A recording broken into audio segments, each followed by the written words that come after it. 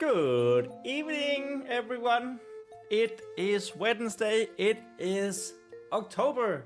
Happy 1st of October. I have turned on the heat in my apartment, so I'm not freezing cold all the time now. Yes, thank you very much. You're welcome, Thomas. Welcome me. After what I would call a very, very successful last couple of days, where we have made at least the first draft, most of the first draft, for Vespa, our main character, and her persona. Well, I think I forgot the wrong chat mode was on. There we are. Well, we're moving on, as the title says on this live stream, back to the hero's journey. The hero's journey, of course, being a way of structuring a story so that it makes sense and it's a good story. You probably know it from at least the movie version of Lord of the Rings. You'll know it from Star Wars. And you'll probably also know it, even though you didn't, but from basically all the Marvel Cinematic Universe movies. They all follow the hero's journey, more or less. So, we are as well. Given that I am making my very first book. Yes, we are moving on from short story collection. And we're making our own book, fantasy book. And we're doing it in a month. So, we have to do a lot of prep work so that we're ready to write an entire 50,000 books. 50,000 books? 50,000 words book in a month during November. During what used to be called the NaNoWriMo Challenge, the National Novel Writing Month. And we are likely going to do something about that, like in the same spirit. It was a good friend of mine who challenged me to do it, but we're gonna call it like #NovelNovember or something. El Cuero is here. Hello, hello. Good afternoon, you say. ¿Cómo está mi escrito favorito a ese lado del Danubio? Sorry for butchering Spanish. And also, you say good afternoon. May I ask where you're from? And I'm also going to translate that.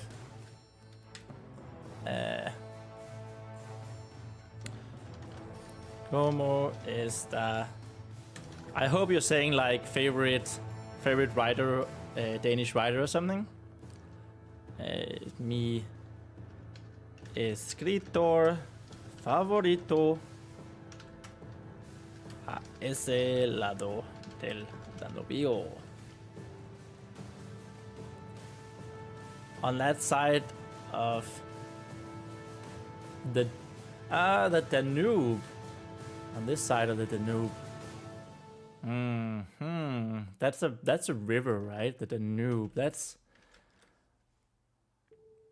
yeah, I was about to say that's in like Slovakia. The Danube River. Why are you not showing where it is? Oh, it goes all the way through. Wow, okay. I was also just thrown off by you saying good afternoon. Which is, I feel like it's not afternoon where I am. It's almost 8:30. Anyway, where were we?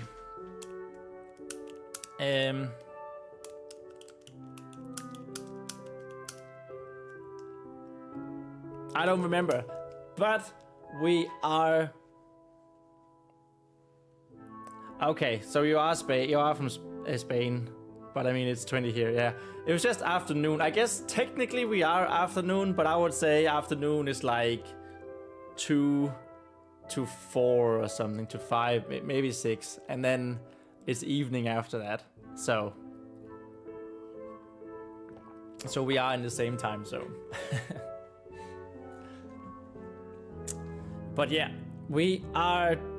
Oh, I was talking about the challenge, the Novel November challenge.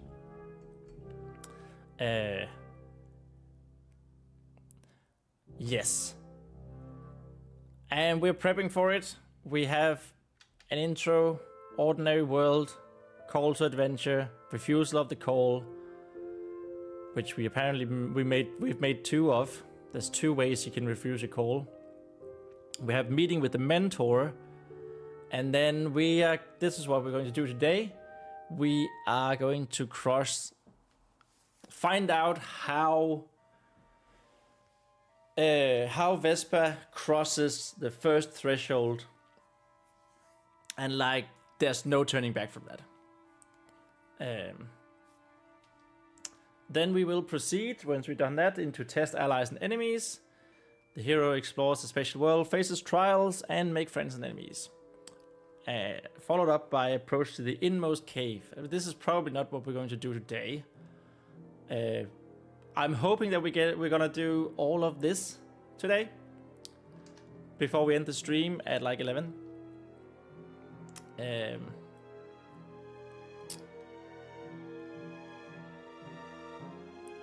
And maybe a little bit of this.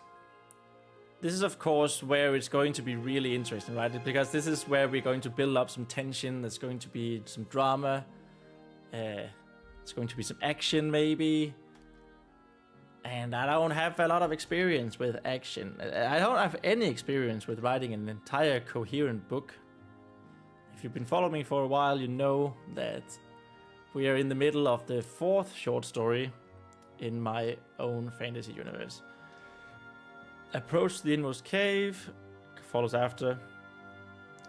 The ordeal, the reward, the road back, resurrection, which is like the climax of the story, and then it ends with return of the elixir. The hero returns with something to improve the ordinary world. So this is all of the things that we need to go through.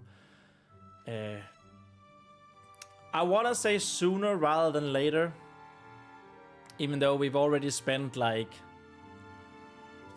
5 live streams on this and the first persona, because this is of course not the only way or the only...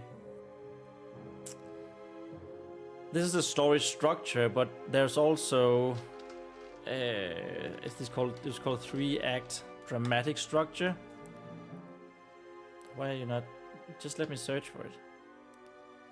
There. Which is like a way of showing tension, right? Tension in accordance to time. So a good story is usually in 3 acts, ending with a climax where the tension is at the highest. So I'm thinking once we've done this hero journey, we're probably going to... Well, we're going to sprinkle in some persona writing, and then we're going to try to lay out chapters in accordance to a 3-act structure, and like the rising of tension and action and drama. So it makes sense. And then I'm gonna try to fit them all together before 1st of November, hopefully. Otherwise, I have way too much work to do.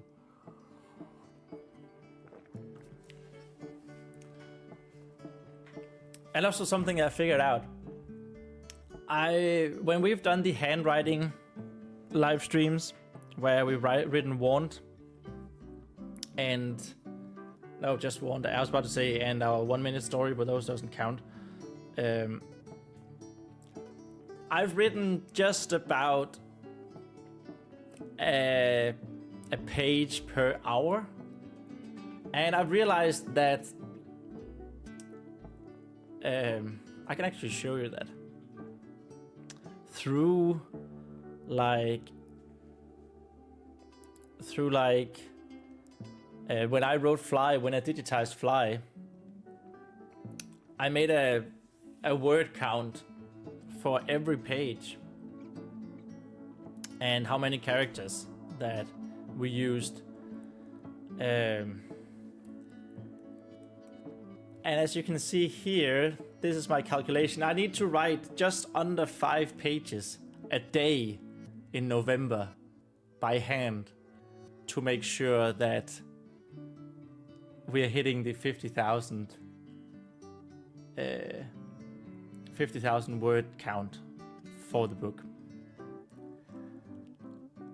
That's gonna be like 5 or 6 hour streams every single day. But we'll see once we get there. Yes, 5 pages. That is the goal. That is indeed the goal, Equero. So, and it's going to turn out to be 144.5 standardized pages. When I say standardized pages, no, not standard. 145 almost pages by hand. Hello, Animo. You feel like death. Welcome to. What are we looking at, you ask? Well, I was just recapping what we're doing, and since we're prepping for the hashtag Novel November challenge, where I have to write a 50,000 books. I did it again. 50,000 words book in November, in the 30 days of November. I have to write by hand just below 5 pages every day, and I do intend to stream that, and we're gonna end up with a book that is about 145 pages long. But yeah, as I was saying, that means that our live streams are gonna be like 5 or 6 hours long every day. Equero was saying, you also feel bad. My head feels like I got hit with a hammer. What, Animo? Did you spread your disease to El Cuero through the chat yesterday? 5 pages a day seems doable, you say, Animo? By standard pages, are we talking A4 or A5? Well, actually, we're talking. Where is it? 2 seconds.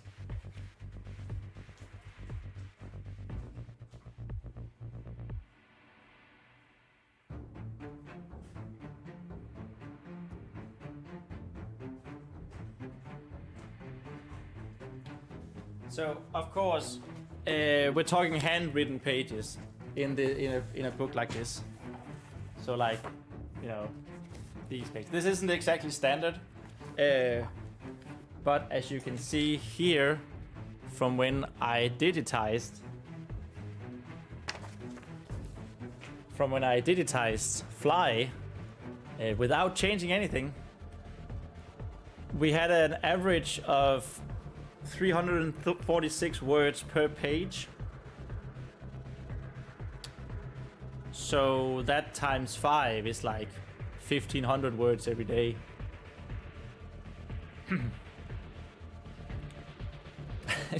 I have vanquished Thomas. Yeah.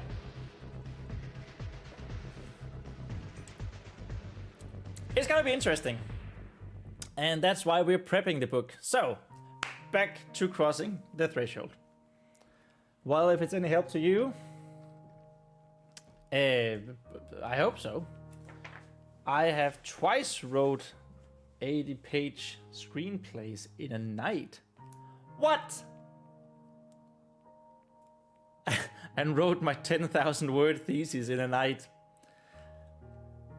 Now the first one sounds, they both sound very impressive, Animo. The second one, the 10,000 word thesis in a night, that sounds a little bit like you might have procrastinated too long and then sort of, oh shit, I need to get it done. And many other 3K word essays in a night, yeah. Well, my hope is that, you know, we can actually do some coherent stuff and spread it out throughout all the days. Procrastination and drug abuse, yes.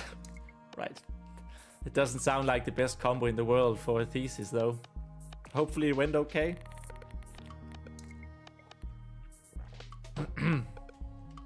And hopefully you're better. My guy.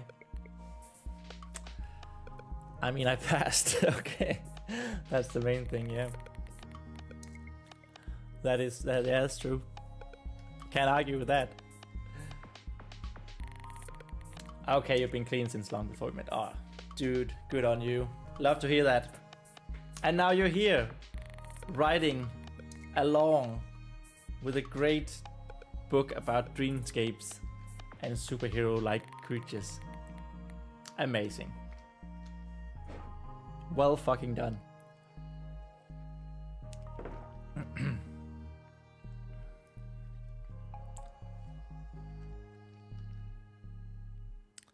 Aquarius says, speaking of drug abuse, I've been watching a marathon of the most absolute peak of series, also known as House MD. Wow, what a segue to talking about House MD.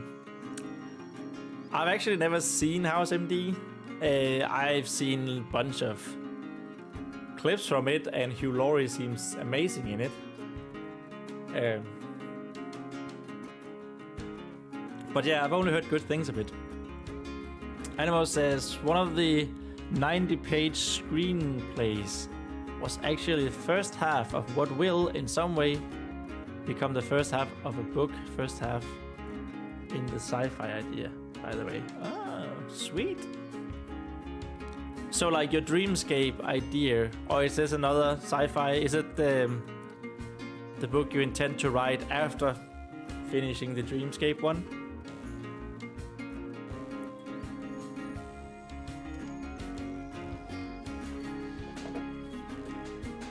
By the way, if you ever feel weird or bad about recycling ideas, the one I said I would write after Dreamscape, yeah, okay, cool. You shouldn't. I'm just throwing it out there. I don't know how much you guys know of George R. R. Martin's work, but I follow this YouTuber called Preston Jacobs. And he's like doing deep dives into Game of Thrones or A Song of Ice and Fire and other Game of Thrones, George R. R. Martin works. And there are so many ideas. Like, George R. R. Martin was a fairly successful sci-fi writer before he wrote A Song of Ice and Fire. And there's so many ideas from his older works that are almost taken straight from that into A Song of Ice and Fire, or like a slightly different version of them. And it's quite funny to look at, actually. Like naming as well. There's, I don't know if you guys, how much you guys remember from A Song of Ice and Fire, Game of Thrones, but you had one of the boys, Robb Stark, and his aunt, who died at the Tower of Joy after getting kidnapped by Aegon or Rhaegar. She was called Lyanna, and those two names are lifted directly from one of his works called A Song for Leah, where there's two persons called Robb and Lyanna, and the whole children of the forest, the old gods, the trees, the hive-mindedness that you see from those. That's also like George R. R. Martin loves hive mind ideas. Just want to throw that out there. But yeah, go watch Preston Jacobs and his videos. They are amazing. They are amazing.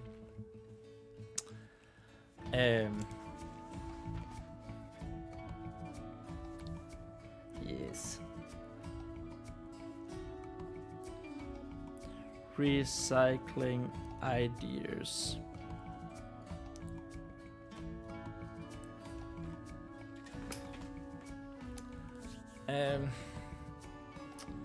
What are you guys saying? You have a lot of chats going on. I've never watched Half-Blood. Yeah.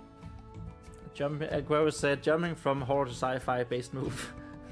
Animo said, I guess It's more young adult fantasy to adult sci-fi, but it's still a fucking terrifying swap. And yeah, I was originally going to write a football-based screenplay for the assignment, and then I got the sci-fi idea and switched late because it was more exciting to me at the time. But I always intended it would be a novel series, and the screenplay was just to help me visualize it. That's a cool way of going about it, to be honest. And there's something like some of the best ideas seem to sprout when you're doing something else, right? I mean, I guess most famous you have... One of the most famous would be Tolkien, who was grading papers when he randomly started scrolling in the hole in the ground there lived a hobbit. He didn't know what a hobbit was at that point. He had made groundworks to his world during World War One, but like it was just a random thought he had while grading papers. Honestly, that's boredom and like repetitive tasks are a great way of coming up with new ideas, because your mind just starts to wander.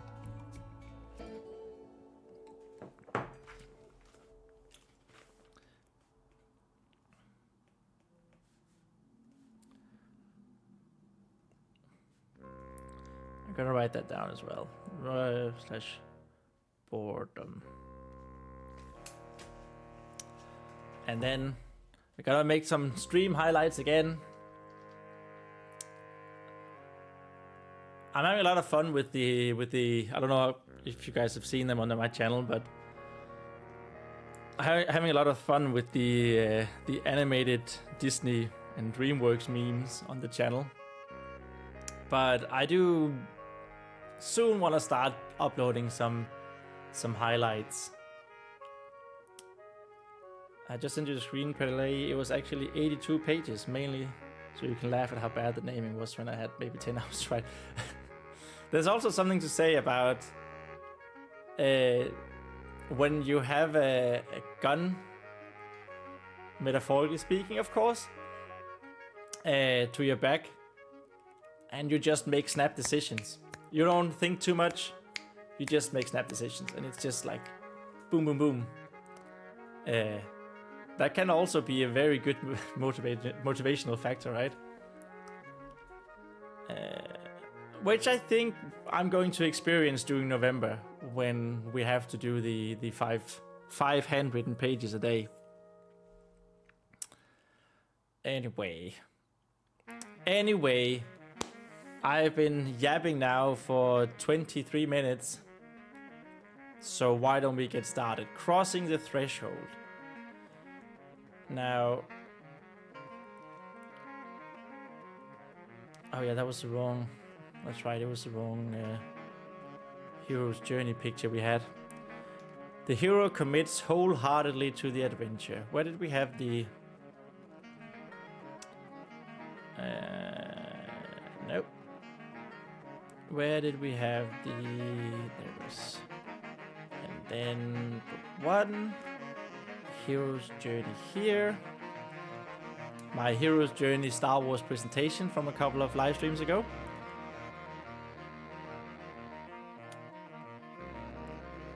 Animal says, well, I left it too long because I was helping all the people in my class because my lecturer loved the first 5 pages so much, and I just forgot about writing on my own. Ah, maybe there was also a slight ego spike too, considering his job is to read scripts and approve them for producers. Well, I can definitely feel you there. Also, it just feels nice helping people, right? So in that case, it wasn't your fault that you had to write it in a night. But seriously, 90 pages or 82 pages just in one night, I feel like that's very impressive. Some of them really needed it.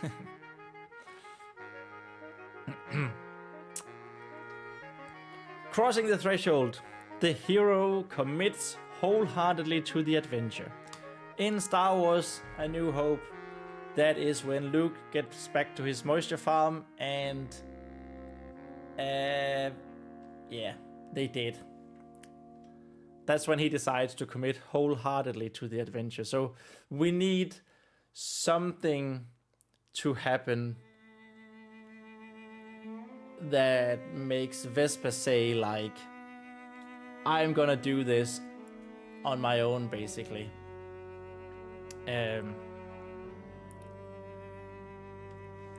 I wouldn't recommend writing that much in one night ever. No, I feel like you're quite, one's head would be quite smashed. Like, I feel smashed even after 2 or 3 hours of streaming. Of course, I do have a light shining in my face, but still.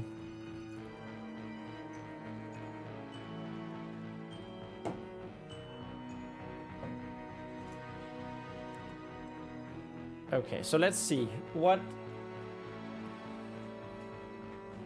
the other one was. 115 pages in one night, dude. I know a screenplay isn't like,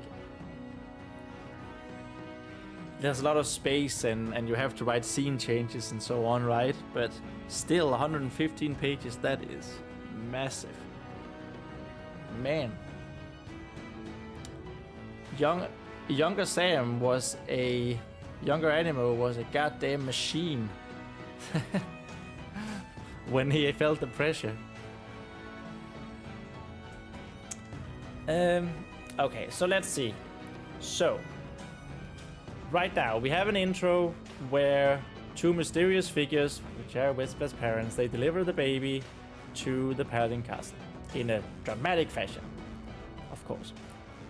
Then we see the ordinary world where we see Vespa in a fantasy daydream slaying a big dragon.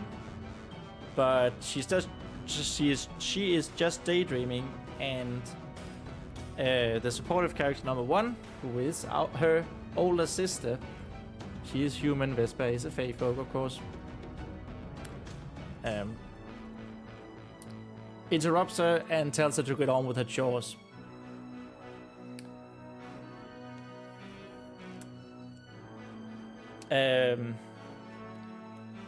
Vespa, of course, finds a way to not do her chores and instead ends up in like a dungeon type thing, basement dungeon, where she overhears two mysterious figures, the villain and someone else, discuss the assassination of the leader of the Paladins at this castle.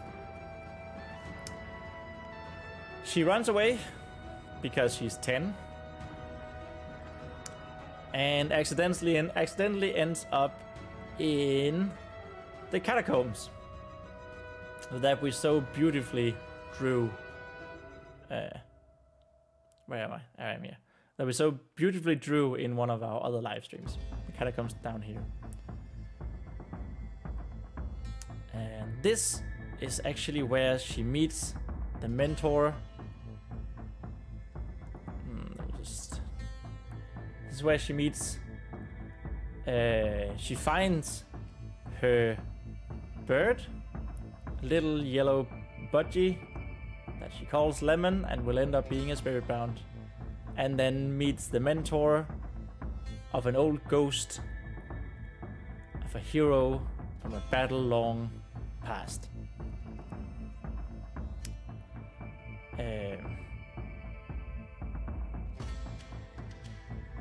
Supportive character 1, her older sister finds her and gets her out of there.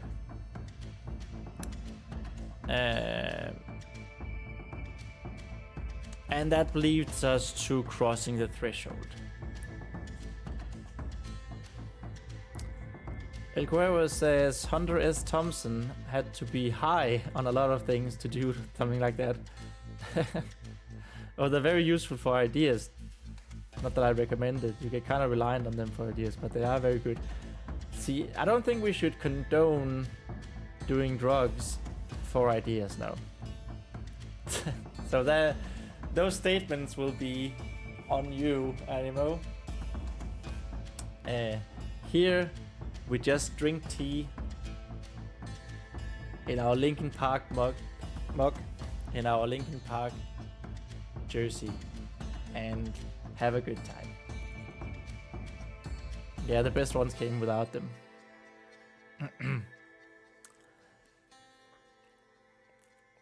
Drinking a Mountain Dew? Oh, there's so much sugar in it, that might as well be drugs. Don't worry, my only needs are coffee and the occasional Alvarino. Now I need to know what an Alvarino is. Ah, Alvarino.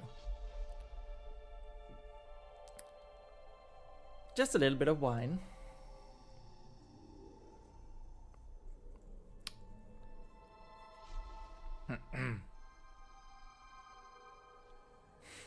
My needs is sugar and K-pop. There are indeed many kinds of people.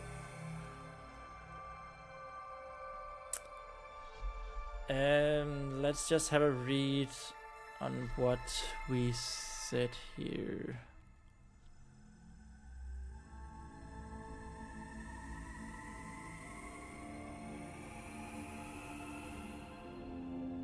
So refusal to the call.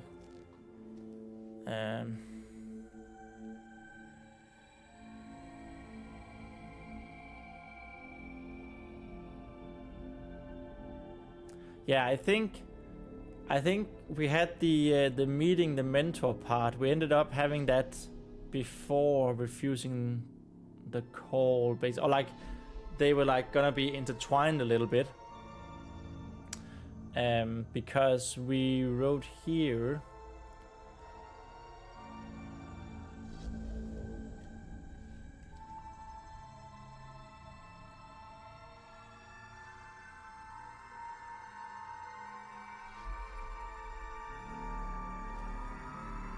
Just need to see.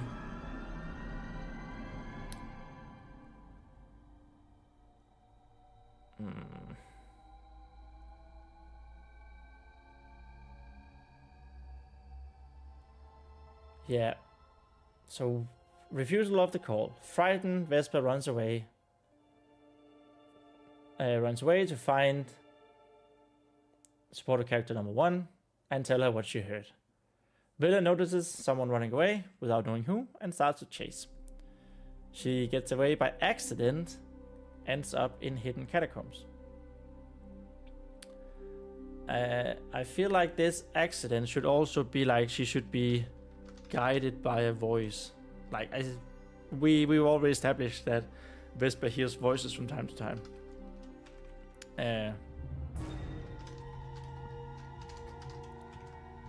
Guided by a voice in her head. And then she falls into the catacombs. And she finds Lemon. As Vesper reassures the little bird, she hears. Oh yeah, okay.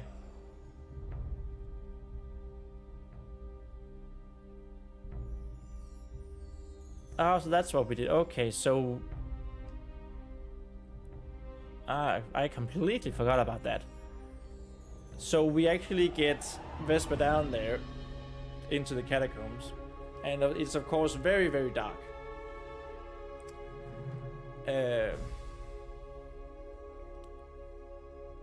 And as she's like answering a voice down there, rather frightened. But says that she isn't hurt too bad. That is not going to be this. Okay, so there was actually supportive character number 2. This is the mentor. Mentor/ghost.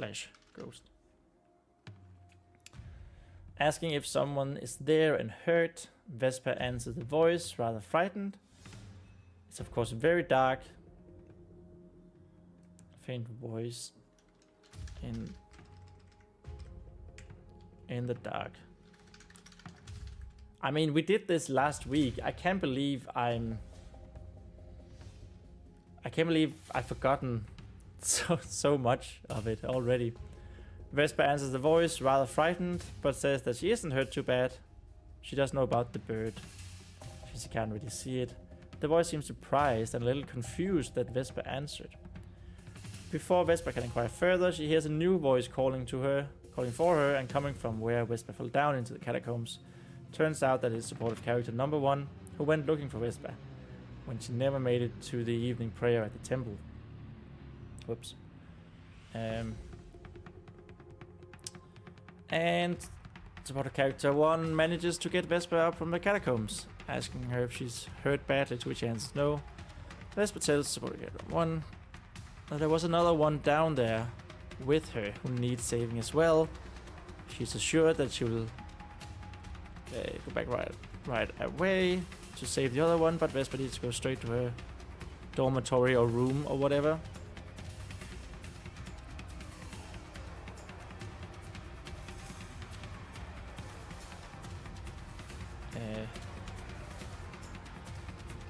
Dormitory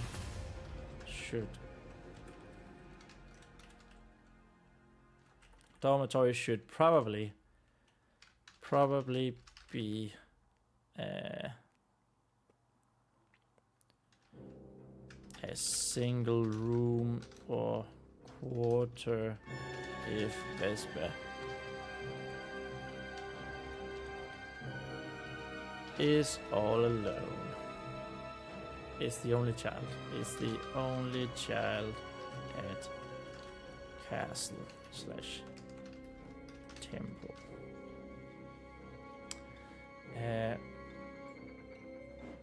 Animo says, so I'm looking in the folder of the 115 page one, and there's a load of draft saves, and then just a PDF called Red Herring.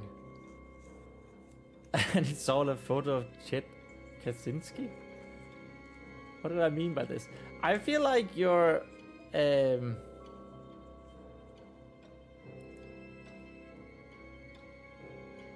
I feel like we're not the right person to ask that, Animo.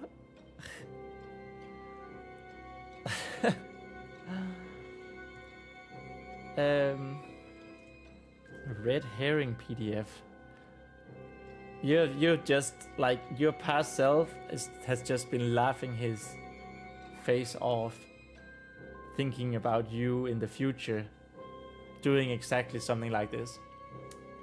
Elko is saying the industrial society and its consequences might be waiting for you there now that you remember it.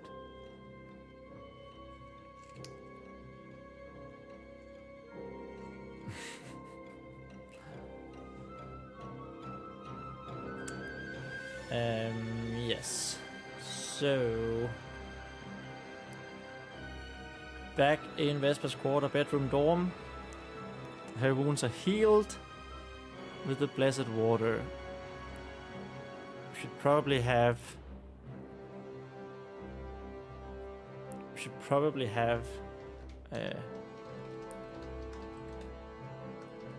Vesper try to feel the water, the blessed water, and show her worry when she can't. So that was like one of the fears that she had, right? That she couldn't become a paladin because she doesn't know how to manipulate or feel the blessed water. That supportive character number 1, her older sister, uses here. Vesper probably shows the bird she found, of which supportive character number 1 isn't sold on her having a pet, and tells the name, Lemon. Yeah, she needs some sort of pocket to hide Lemon in. She gives reason for the name, and is begged for her older sister to heal Lemon as well, which she agrees just to get her to be quiet. Vesper asks about who the other person in the catacombs was, and supportive character answers that there was no one down there when she went back. All confused that she did speak to someone, dismisses that. Supporter character dismisses that, saying Vesper just thought it was real because it was dark, but that she imagined it all like she always does. Vesper tries to argue against that, but supportive character number 1 is getting annoyed and tells her she already done plenty of bad things this day and demands that Vesper go to sleep or she will be punished in the morning, and they say their good night. I think I want here in the beginning I want the older sister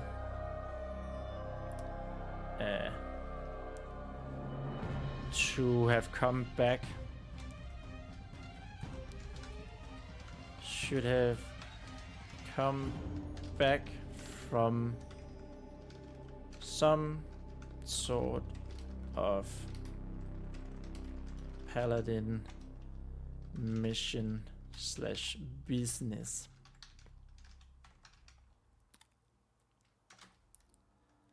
Vesper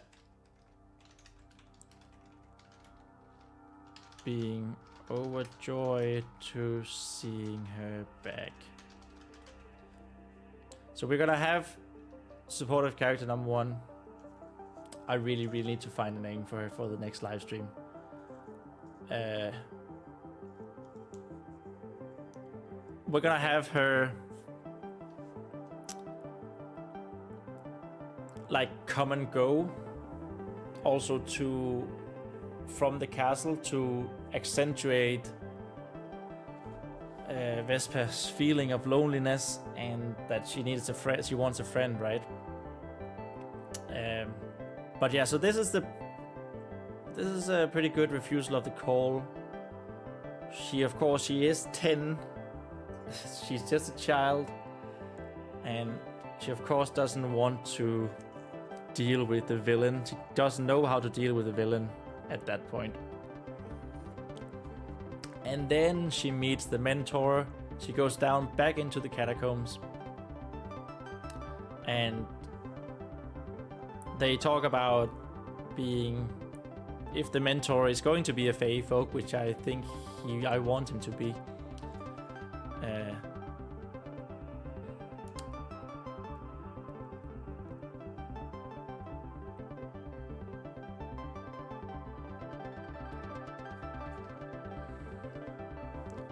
So he tells Vesper about the battle for the dying light,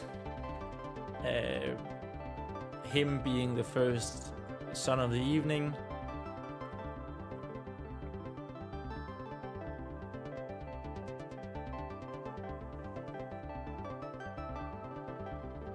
and yeah, and he's trying to, let's see here. She asks why Ghost is still in the world. He tells her about a great battle against great evil, which took place on the grounds before the castle, where the castle was raised. The castle slash temple was raised. Vesper compares it to the two people, villain and the shadowy person, saying they want to kill the paladin leader and bringing on the flood. The bringing of the flood. When Vesper asks what the flood is, the ghost is finally the one to give an explanation, albeit a simple one, given that he is of another religion. While Vesper is unsure what to do, the ghost urges her to make people realize she is telling the truth, or deal with this evil herself, as no one will listen to her. Vesper makes up her mind to convince the supportive character, making her realize that she and Lemon has been down there for a long time, and she leaves the catacombs. She promises the ghost that she will be back. So, Vesper is going to go back and forth from the catacombs, and like, because this ghost is actually finally going to be someone who tells her things that she when she asks. But we need to find like a defining moment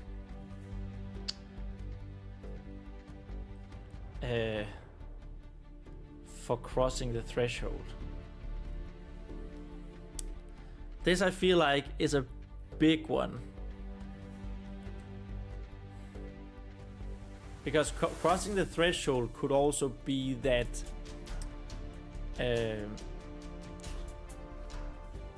she decides to deal with the evil herself because no one wants to listen to her.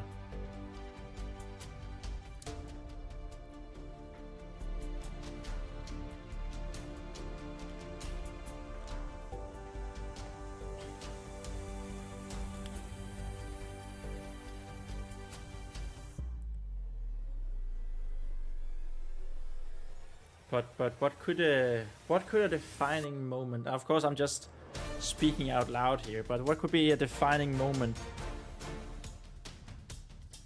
What is the Luke finding his aunt and uncle dead and their moisture farm raided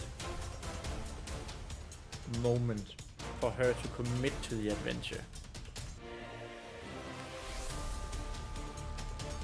Quero says, depend on how fed up she is on not being listened to. Yes.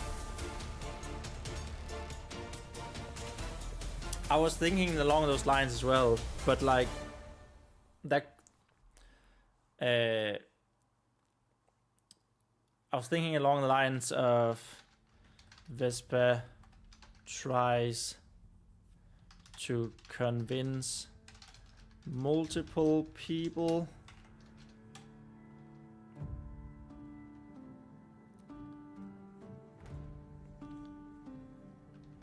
about the conspiracy,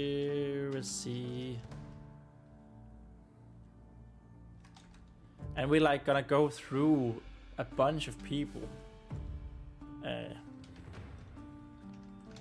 going through a bunch of people, and they're all gonna dismiss her, but it'll also lead to like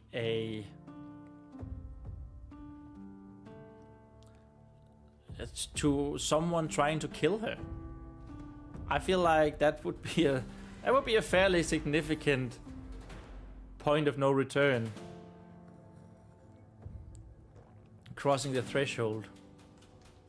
That someone would try to kill her because she knows too much, she has seen this. And that would also, we could then mix in the tests enemies and allies. I think this could have a someone tries to kill her. I think this would have a couple of good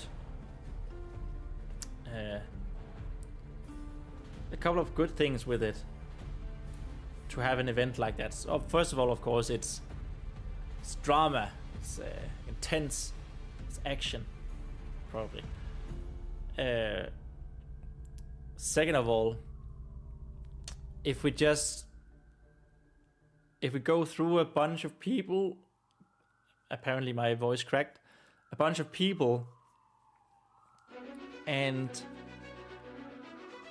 then after, like, she's telling the story, she's trying to convince these bunch of people that this is going to happen. They don't believe her, but then someone tries to kill her. Okay, was it one of those people who she just talked to, right? It has to be one of them, and it's going to be one of them. So we have this like almost murder mystery-esque intrigue. We could have, at least. And then we could, like in this sixth one, the test allies and enemies, we could have Vespa both try and find out who that was, and also more attempts at her life. And of course, we need to find plausible ways that she doesn't die, given that she is a young child. But yeah, that could definitely have that could definitely be something.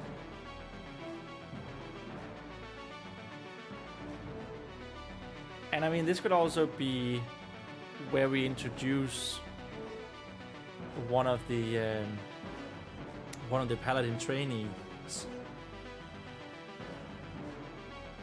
who is going to play a bigger role in the story, I think.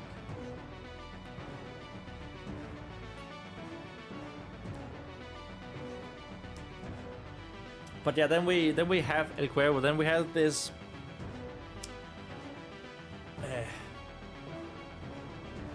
We end up having this reasoning that she's fed up. No one is listening to her. They all think she is Dair. She is the boy who cried wolf, right? And then someone tries to kill her. Maybe she doesn't know if someone tries to kill her. Maybe it sort of looks like an accident in the beginning, and as we progress, it like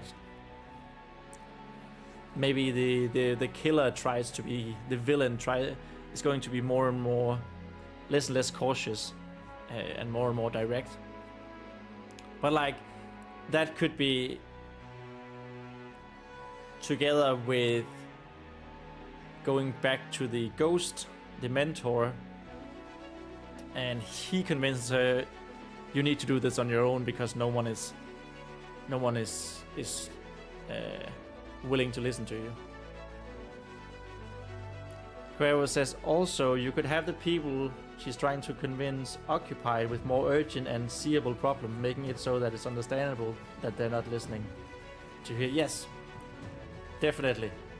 That makes so much sense. Like, she goes to try to convince the blacksmith, and he needs to make armor or weapon for some conflict that is escalating on the side, which could also be related to what her older sister is dealing with, and her older sister having to deal with that conflict coming up.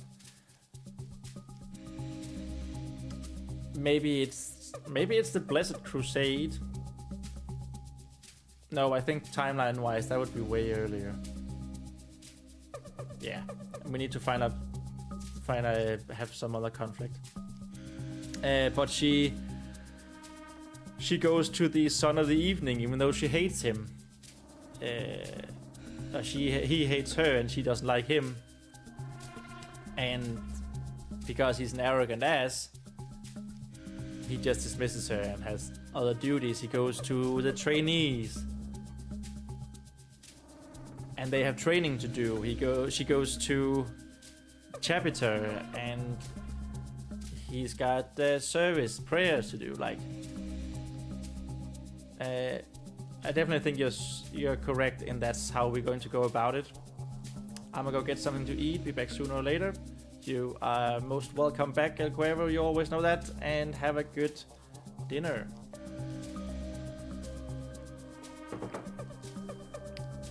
And this could also be our chance to basically introduce the entire gallery of people. Character gallery, right? Like, she's gonna go to every person who is going to be important in some way to the story.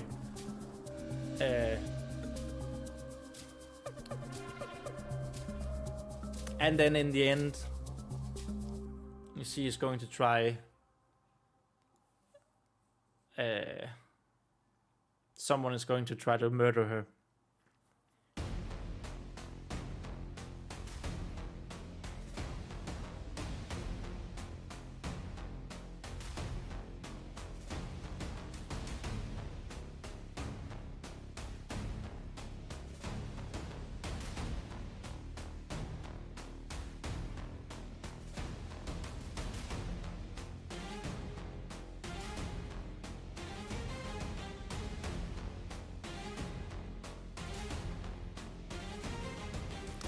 I'm a little curious, I guess you could say, as to, because in my mind, this crossing the threshold and test allies and enemies, I mean, we're quite far into the story suddenly. But according to the hero's journey, we're not even halfway there. We're like 1/4 into the story. We're just crossing the threshold into the special world.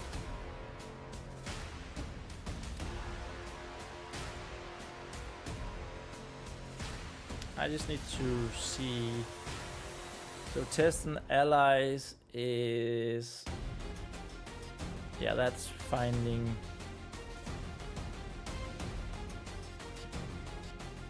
That's finding Han and Chewie in Star Wars.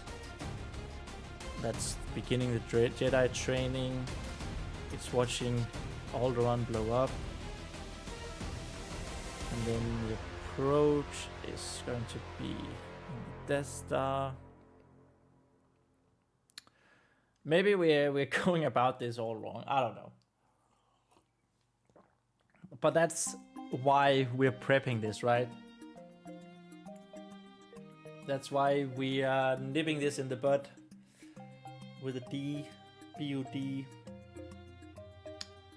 now, so that we know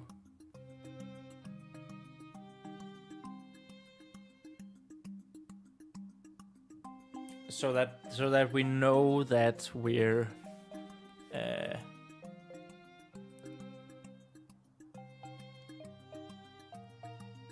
so we take these problems head on. We face them head on and then we change it. Animo says vibe through it. Genuinely, I'm either having no refusal of the call or it comes after the crossing of the threshold. Yes, of course, the story structure is of the hero's journey is like, it's more like guidelines than actual rules, right? As they say, like the pirate's code. And I am very aware that we might end up not having something here, or model them smashing two together or something.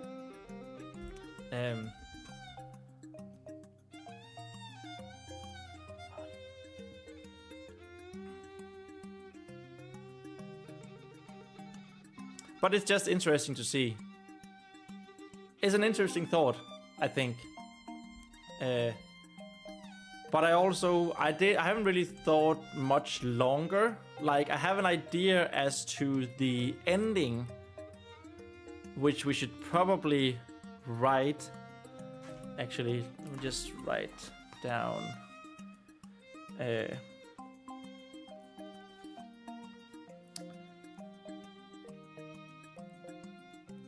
Hero's Journey / Pirate's Code.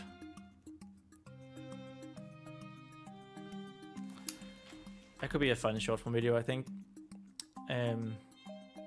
But I 100% agree with you, Animo. The vibe through it. But I think it's a good thing to think about these things. Yeah. But what I wanted to say was, I think we should definitely write the resurrection, like the road back and the resurrection, maybe soon. Because, and I know there are authors who don't agree with this, but I think it's nice to have an idea of where the story will end, and then you work towards that point. So you always have this in sight, and you know where you want to end up, and then you can fill in the blanks before that. But I also know that people like Stephen King hates that rule, along with the with the idea notebook. Animo says, yeah, I mean, with my story I have points that I know they need to get to, but no idea how they get there. Exactly, yeah. I also know the ending, so I agree the ending is good. Yeah. Knowing the end. And I think I haven't I have a pretty clear idea of what I want the end to be.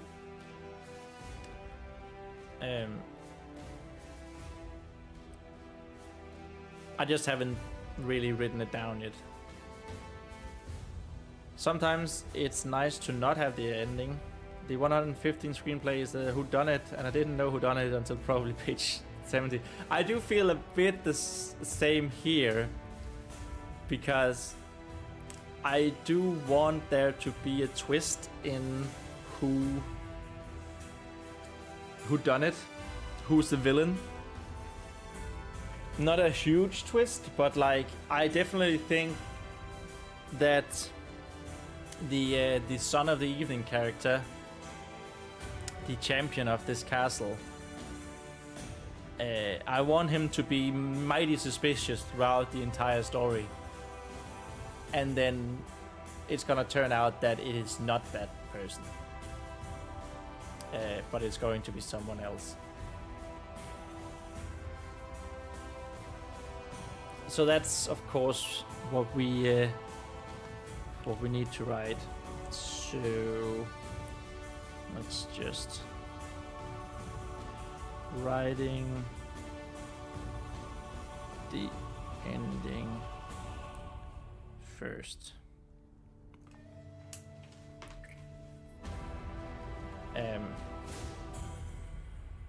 But yeah, that's actually also the way I have worked with my short stories. Like, of course, I have been going over a lot of years where I thought about these stories. Given that I started writing, I made the first Google document in this fantasy universe in 2014, and I didn't start actually writing until 2 years ago, 2023. So I have ideas for pretty much every 10 short story, all 10 short stories, and I have an idea of how I want them to start and end, and then we sort of make up the get it, how they get there along the way. It's also because I think I have some strong endings. Like I really like the ending of especially Calamity and Fly.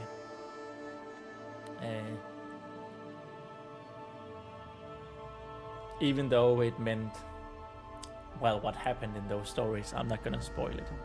You're gonna have to read yourself on ForgottenSongsFantasy.com. Yeah, I know how all the 3 of the books in this series end. It's just getting there. I have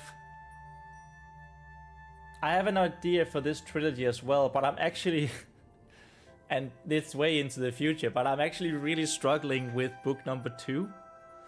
Because I have a strong idea of what's going to happen in this book. And I have a very strong idea of what's going to happen in the 3rd book.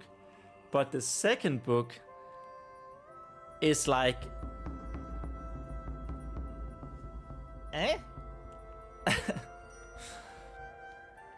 I sort of know the scope of it. But I don't know what's going to happen. Like the first one, the villain is going to be a cultist of this doomsday prophecy for the old human religion. The 3rd book is going to end with a big battle between good and evil, right? And the 2nd book is just somewhere in the middle, but I don't know what the middle ground is. It's a bit like Lord of the Rings, where the first book you have them fight for Frodo and Sam and just for them to be able to move on. The 2nd book you have the Battle of Helm's Deep, and then the 3rd book you have the greater battle of Minas Tirith and dropping the ring into the flames.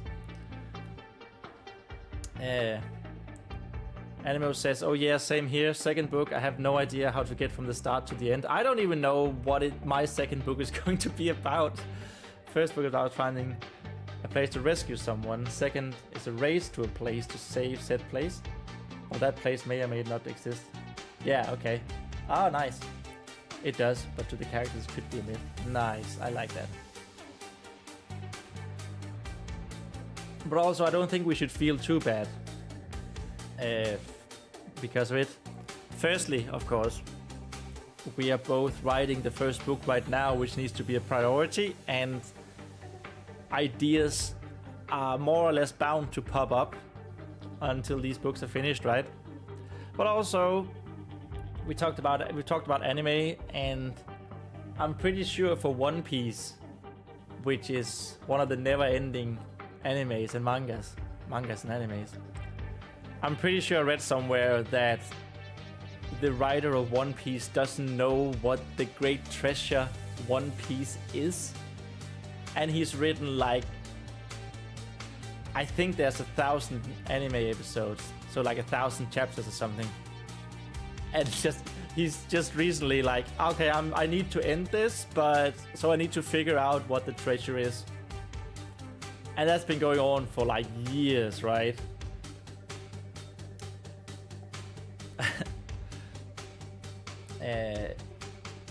Animo says, I also don't have a name for the second one. The first one is called Awakening, the third is called Lucidity. Well, that's just like me, right? I have no name for the first book. I have no name for the second book, but I know the third book is going to be called The Son of the Evening, and the entire thing is going to become the Eveningsun Trilogy. But yeah, what is the middle ground between Awakening and Lucidity? Originally it was 4, and the middle 2 were called Sword and Shield. Honestly, that's not too bad, but I know what you mean. The One Piece is just the friends we made along the way.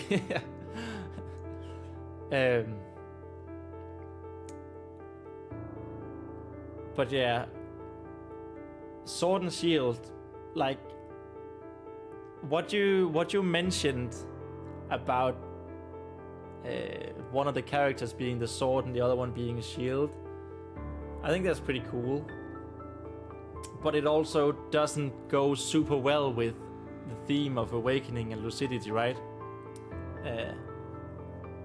You know what would be really fun though? I don't know if it's really fun, but it would be 2 books called Sword and Shield or whatever, something along, but more dreamy. And they were... So the 2 books that happened at the exact same time and sort of the same events, but from the 2 different characters' perspective. So together they would be like the actual second book, but there would be 2 of them. So it's just like a Pokemon game but for books. Yeah, exactly. And I also realized I was potentially stretching the story too much to make it 4. Yeah, that is, of course, a pretty big thing to consider. But I mean, it sort of would be cool, right? So you have 1 book, and then you have 2 books that combined would make the story for 1 book, and then the 3rd book in the end. But I totally get what you're saying.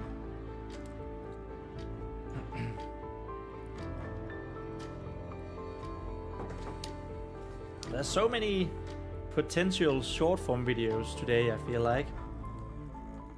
We're having a fun chat. Figuring out the middle ground / second book.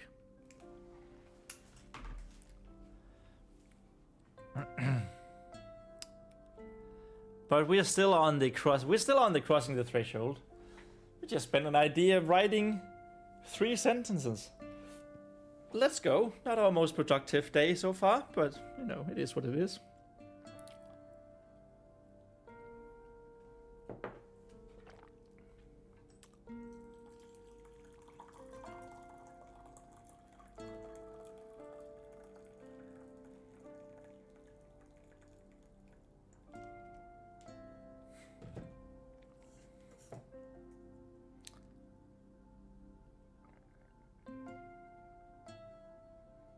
Man, this is gonna be the weakest cup of tea I've ever made. These are the same tea leaves that I just used for 2 other cups. But I don't want to get up and get more tea, so we're doing this. Okay, I do think we're onto something here with crossing the threshold. But you know, crossing the threshold and test allies and enemies, they could definitely be intertwined. Recycling tea bags, but it's so far to the book and it's so far to the kitchen, Animo. I mean, I can't bother. Also, I'm almost out of tea, so that's also a big problem.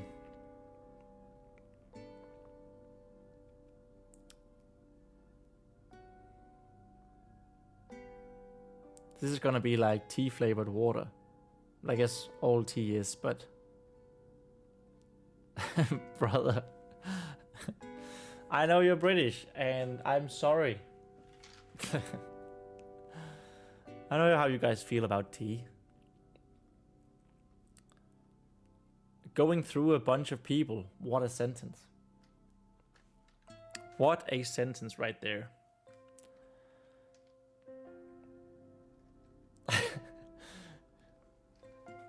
Tea flavored water, but I guess all tea is. If that's not quote of the year, I don't know what is.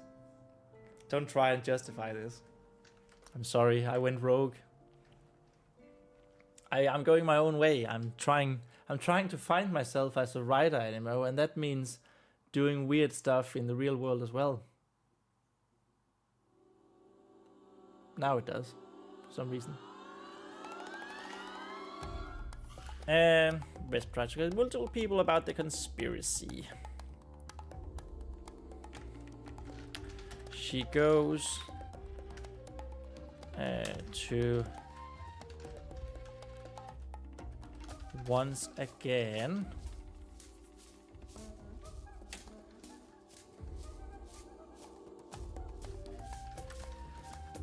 but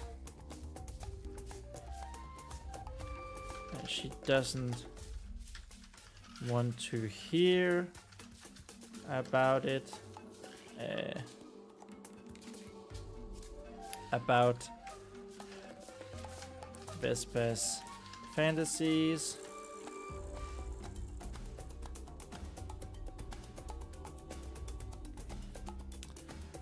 And daydreams. And she is getting ready to travel.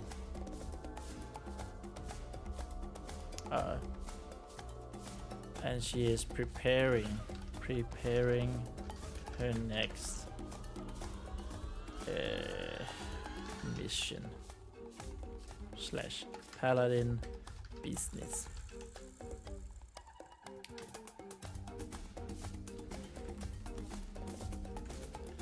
Once again,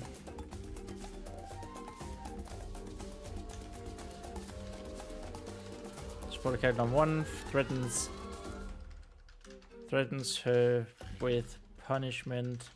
Probably need to find some sort of punishment that Vespa would hate. Find a teachings of the 5 pillars. Punishment that Vespa would hate. Vespa hates.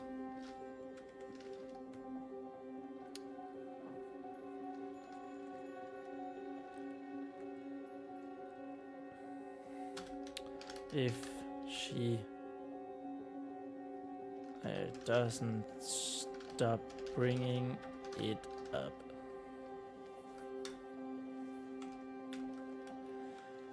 Vespa goes to the blacksmith.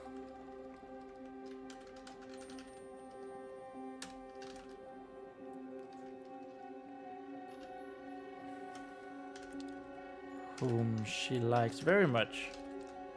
very much. But he also doesn't really believe her. And just, how would you say,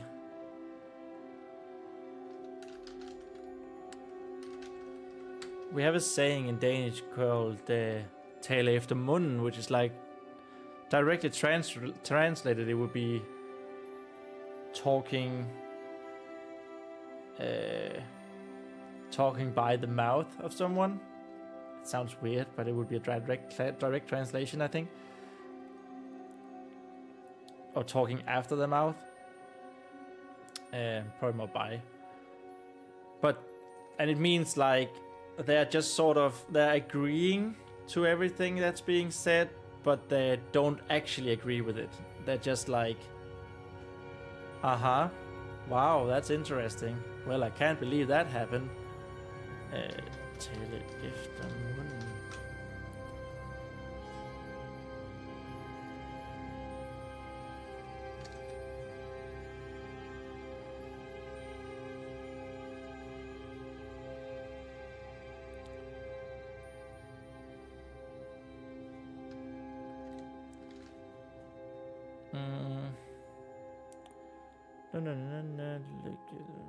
Lukket, tale i munden, tale nogen efter munden. Pay lip service. He's going to pay lip service. And just pays lip service. Sounds a bit weird. Lip service. To what she's telling.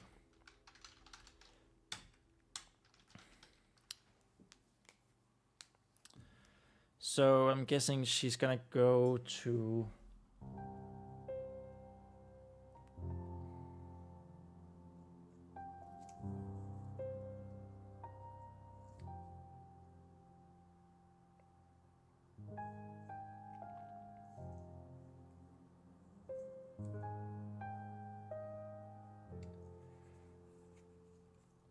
So who is she gonna go to? She's gonna go to the Chapiter. The priest of this temple, of this castle temple. She's gonna try to go with the paladin leader. Warn him. She's gonna go to the son of the evening.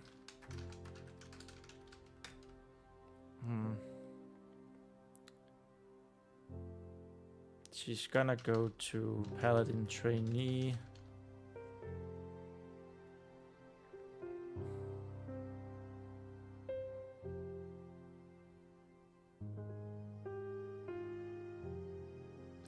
Trainees?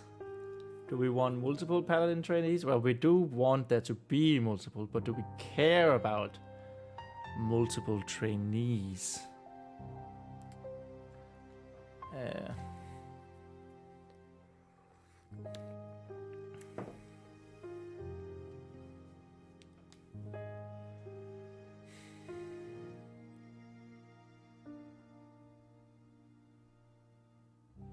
So that's going to be 1, 2, 3, 4, 5, 6, 7,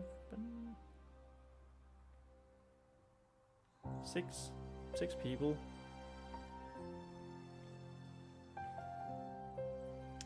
I feel like there should be some other woman in the story. Of course, no, the Chapiter is going to be a guy. Paladin is going to be a man. Son of the Evening is going to be a man. Paladin trainee. I could be a woman, but I'll probably want to be a guy as well. And then her older sister, supportive character 1, is a woman, of course.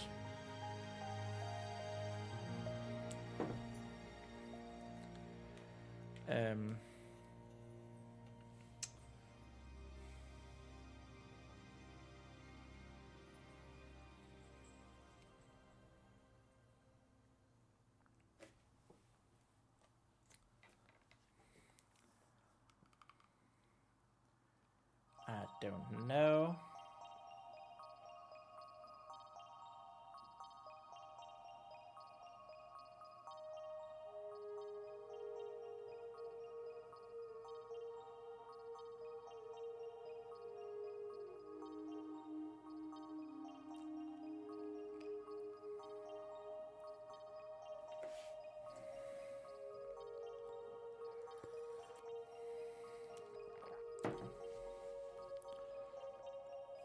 Yeah, but what would... Okay, so we do want another woman character somewhere there.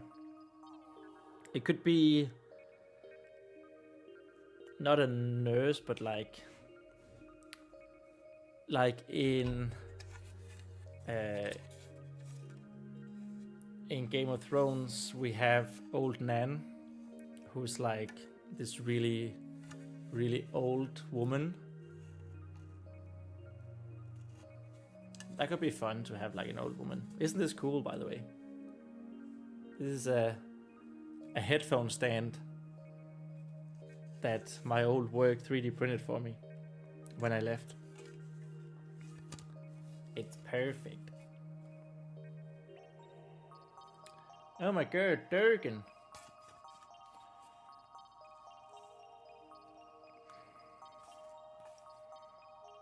This almost looks like a Bane mask.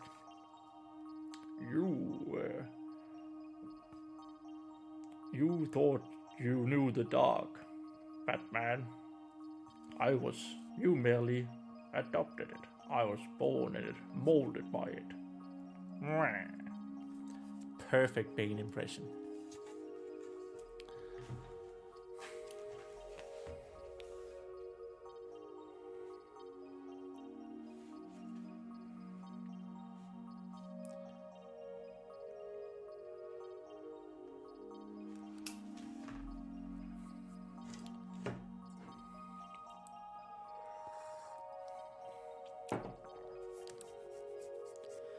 Yeah, so we want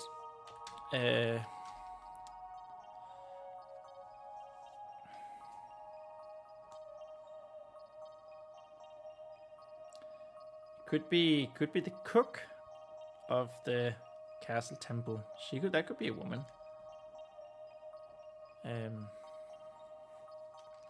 Medieval times castle women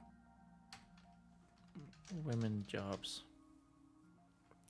Female professions in fantasy writers. Well, found on Reddit. The primary job for a majority of women was producing and caring for offspring. Beyond that, women could do more civic rule jobs than men did, but with less outright authority.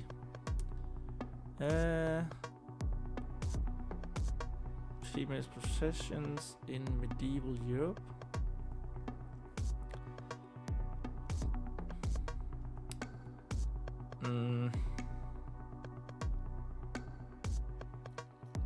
Medieval women hunting, most business with family owned, trade craft, medical professionals. Apothecary, armorer, brewer, carpenter, grave digger, spirit tailor.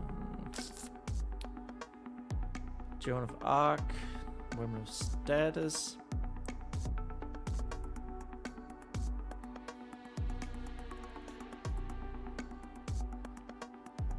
And as with all things fantasy, an author doesn't need to stick strictly to history, but a bit of logic in your world building goes a long way to help you extrapolate the role of women in your fantasy world, as article claims. Childbirth is really hard. Ask them. Addition to a difficult childbirth, it's important to remember that birth control may be huge, blah blah. Suddenly they could choose to not reproduce. So if we don't have a whole lot of... Maybe I need to read this through. If we don't have a whole lot of children there, it's actually not going to be a whole lot of reason to have women at the castle temple. But I do think cook it's probably like we can have a cook. The cook be a woman.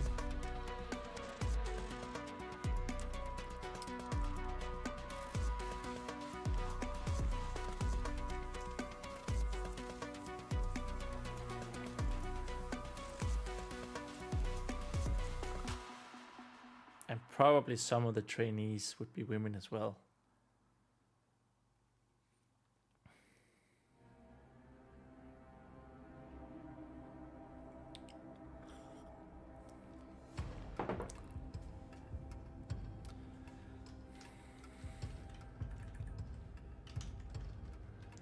One of the only women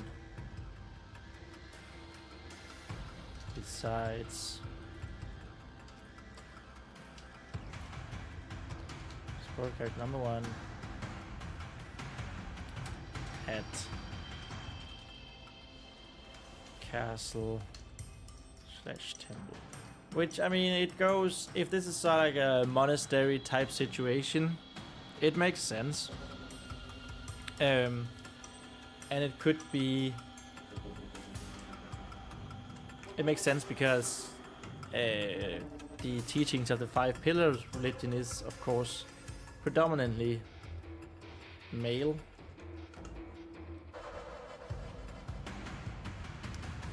But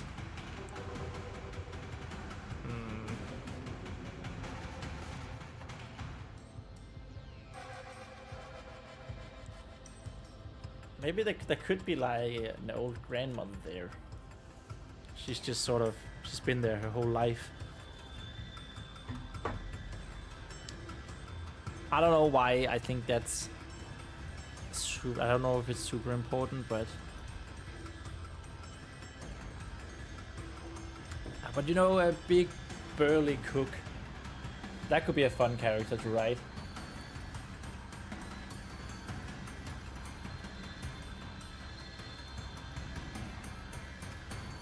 And then like supportive character number 1, she was just like so exceptionally good at manipulating the blessed water that's why she became how she became a paladin.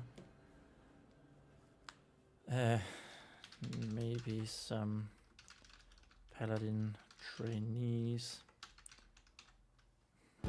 Maybe trainees are called squires. That could very well be it. Squire.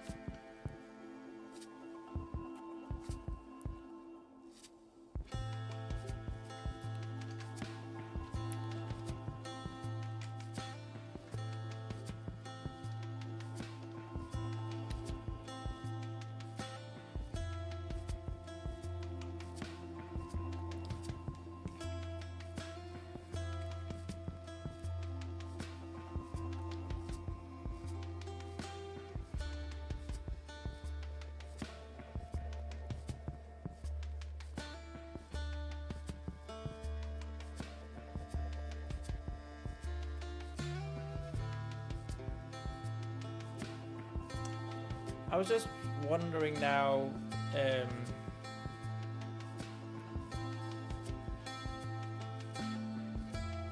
like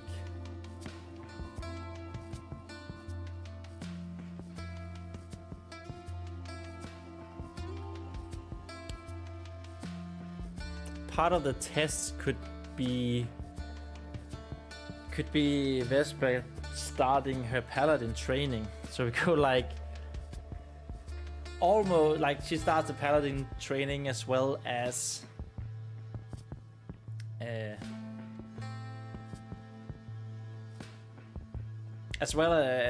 like through this.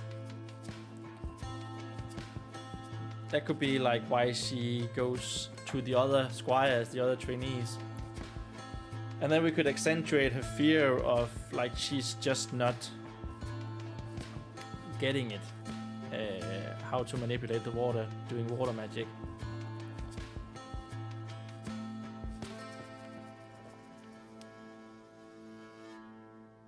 That could be the test.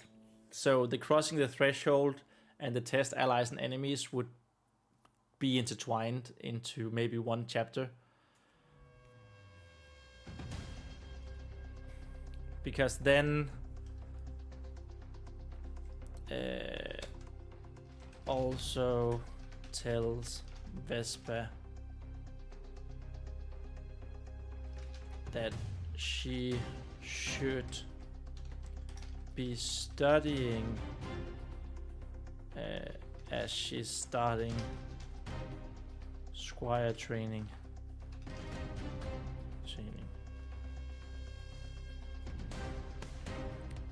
So like the Squire training in itself becomes tests, and then throughout the tests,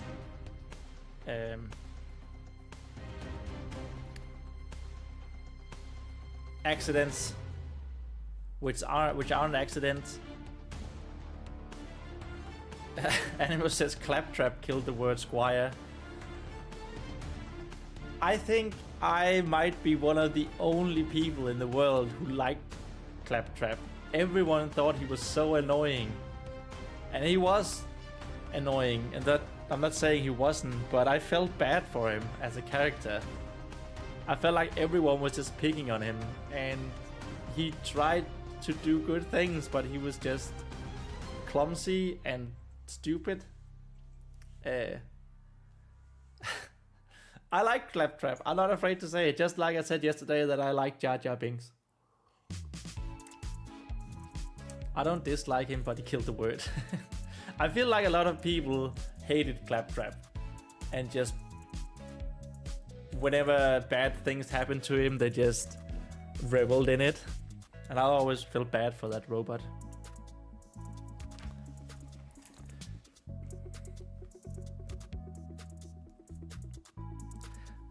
Oh yeah, but it's been so long since I played Borderlands. He did call the player character his Squire, right? And he had like this superiority complex to him.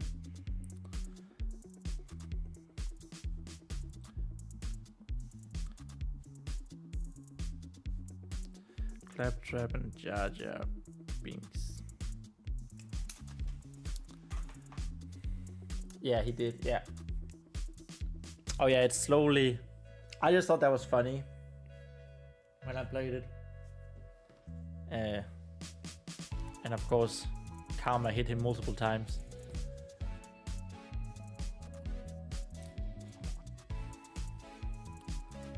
So we have, much like in Star Wars,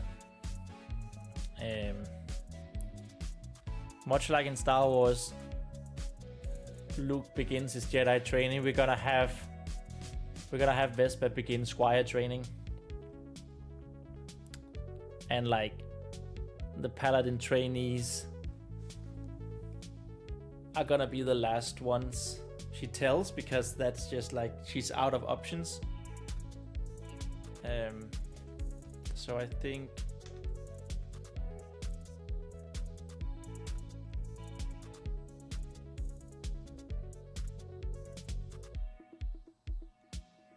this is probably a good way. So she starts with supportive character number 1. She goes to the blacksmith. She goes to the chapter who she goes to one of the chapters, not like the head one, the one she likes.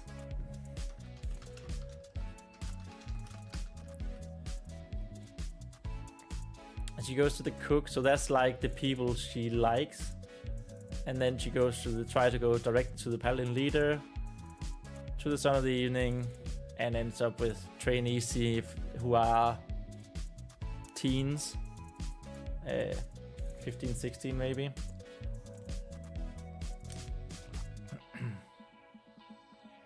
And that's like her last resort, and then something happens where some accident happen and someone tries to kill her.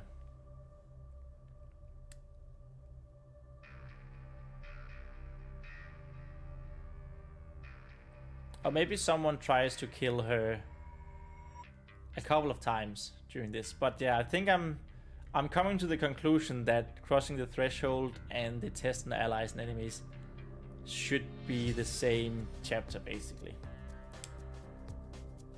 Animo said Jar Jar deserved real suffering, though. No! No, he didn't. Jar Jar was cute and funny. No. I liked him.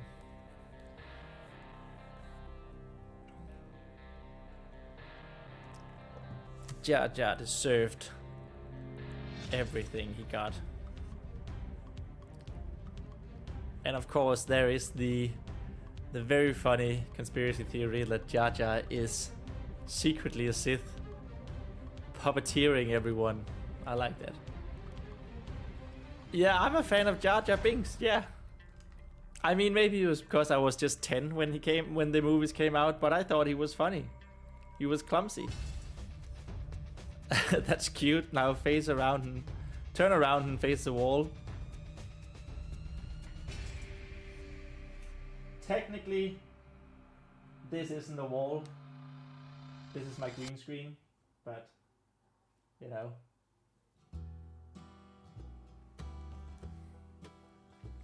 And the wall is like way over there. Also, I forgot to close my wardrobe. No, not pew pew. Don't pew pew me. Just because I had an opinion that was correct and you didn't. Don't kill me. Hopefully that's a stormtrooper pew pew, so you don't hit me.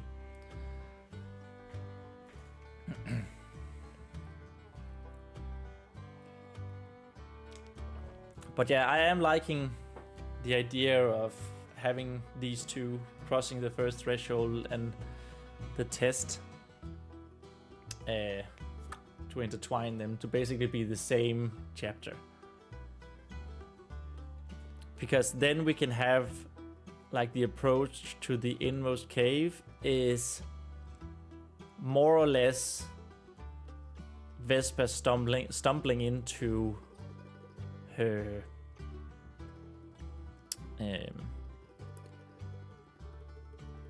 into the villains again, or maybe she finds like she disrupts an attempt at the kill of the lead dude. I'm afraid that's a Private Jackson, Pew Pew said Animo. God's greatest soldier. He's the sniper in Saving Private Ryan. Oh shit. No, you outsmarted me. Not the sniper. He was a fucking cool character though. I hope we can agree with that, at least.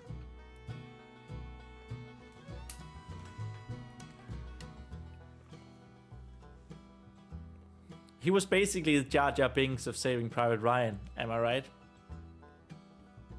Hashtag ragebait. One of the coolest characters in cinema. Yep. I can agree on that.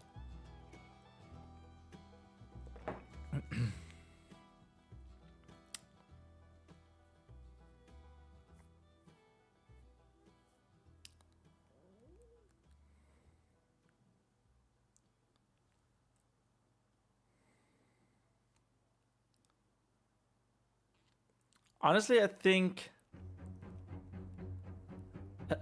Upham is Jar Jar, says Animo. Awful fella. I don't. It's been so long since I've seen Saving Private Ryan, so I don't really know. I don't really remember who Upham is, but I'm sure he's not Jar Jar. I'm sure you're just making that up to hurt my feelings. He's the one scared of violence. I don't remember the character, but that doesn't seem like an awful thing. What I was about to say is that I think the story is sort of taking shape now for me. Because if crossing the threshold is her trying to convince all of these other characters, and then someone tries to kill her during Squire training, that's crossing the threshold in allies and enemies,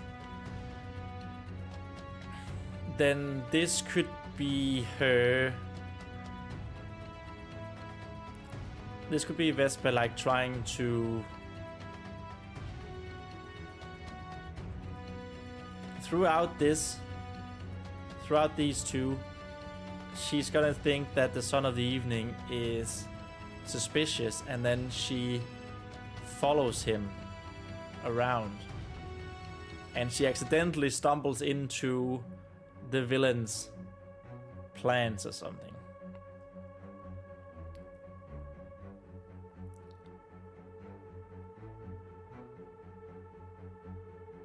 And during the road back, like she finds proof here that this conspiracy was actually real and not something she made up. And then during the road back, the actual villain catches her and seals her down in the catacombs. Then for resurrection, she gets out, and in the last moment, maybe not she, but she enables what I think is gonna be a supportive character number 1.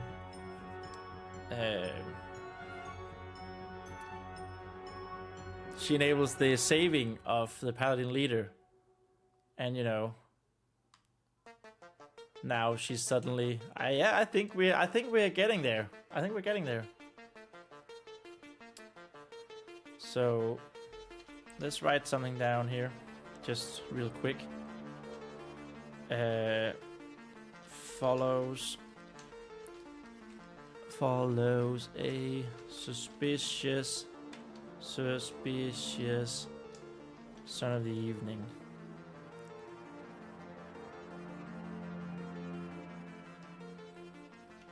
Accidentally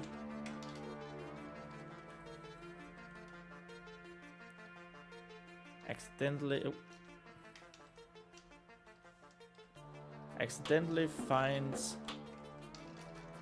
the secret lair of villain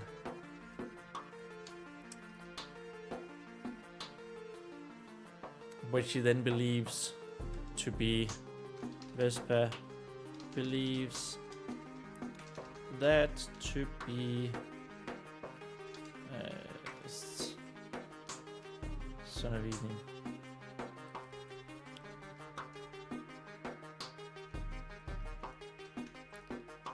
And then she has a huge,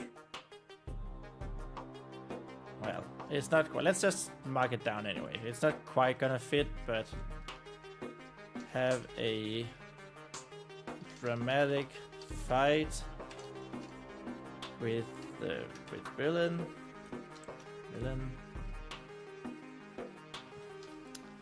Gets her Vesper gets a proof. Vesper gets her proof that the conspiracy to kill the paladin leader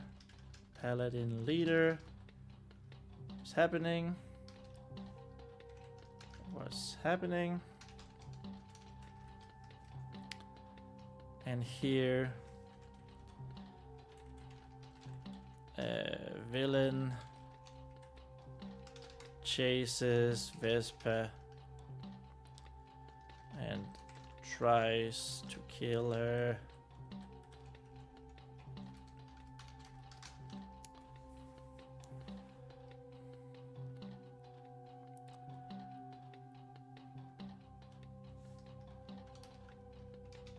Getting to get back the proof. And then here, for some reason, no, what? So here, villain, what's going on? There. Ends up locking her in the catacombs.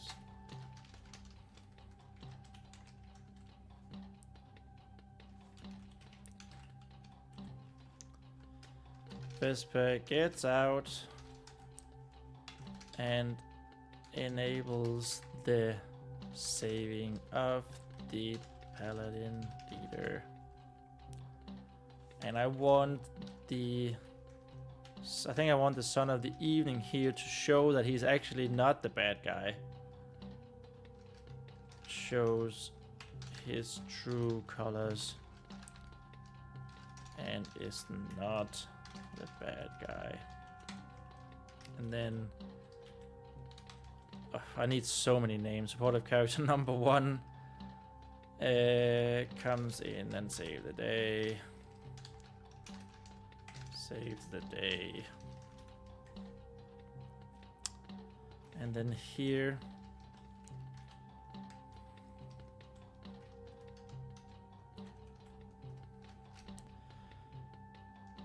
I don't know what's gonna happen to Vesper at the end. She's gonna get recognition, I guess. Gets recognition. But I'm not sure if she's gonna continue being a paladin. Not sure if she continues her squire training. Question mark. And supportive character number 1 gets to be the new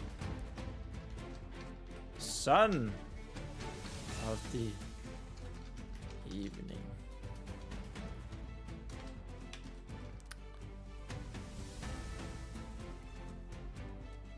There we have it. We've just laid out the rest of the story.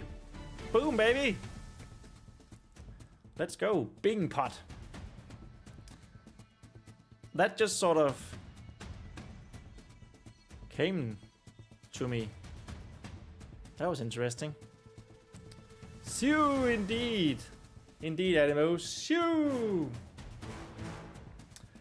That was interesting. And of course, it's a very, very, very first draft and very, very top level. But I think it makes sense for a story, doesn't it?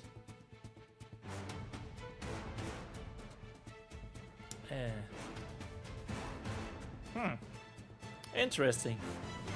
Interesting going from I don't know how I'm going to fill out these last points in the hero's journey to just doing that. That was weird.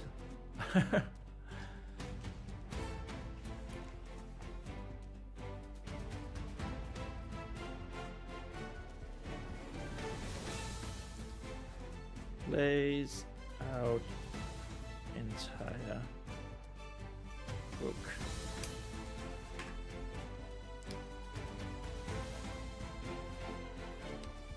Cool, very cool, very good. Oh, and the music, the soundtrack was perfect as well.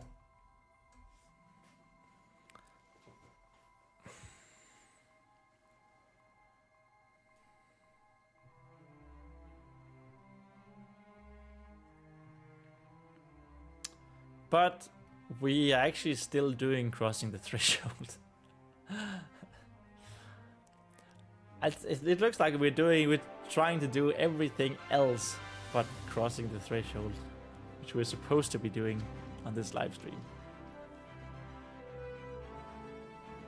Good job, me. Yes, so goes to the blacksmith. He doesn't really believe her and just pays lip to what she's telling while working on something on weapons and armor for an uprising conflict.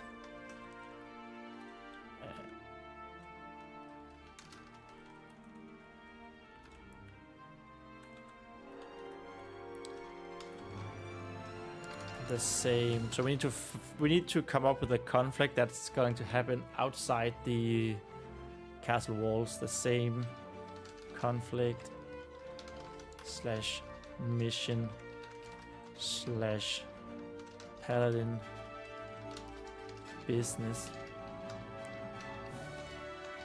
that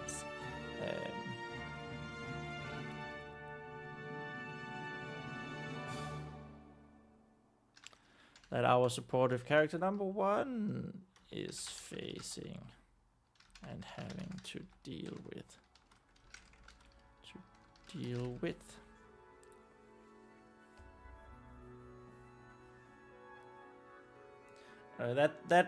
That particular one should probably take shape with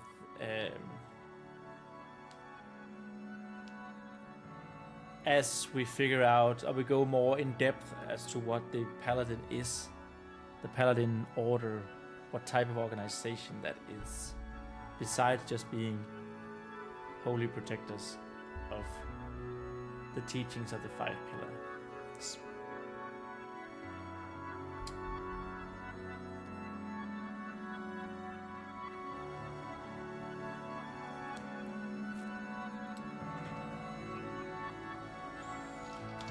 She then tries to go to the clergy.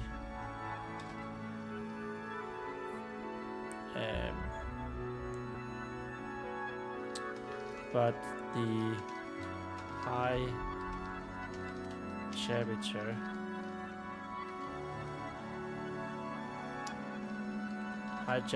won't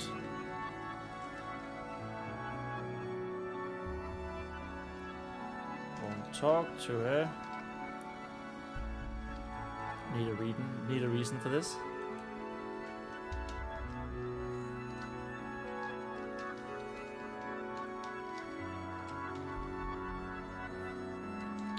Also, if High Charioteer will be the correct name, title for a head priest.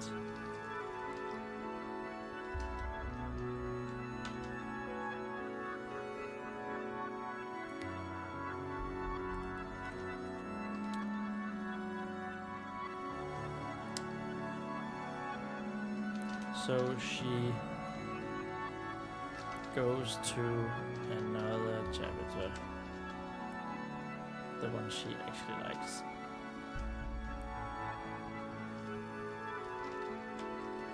actually likes. And then what he listens to her concern,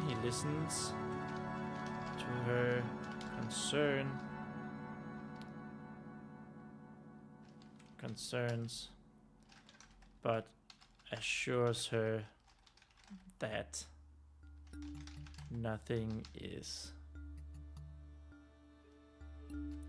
as dire as that. Nothing as dire happens.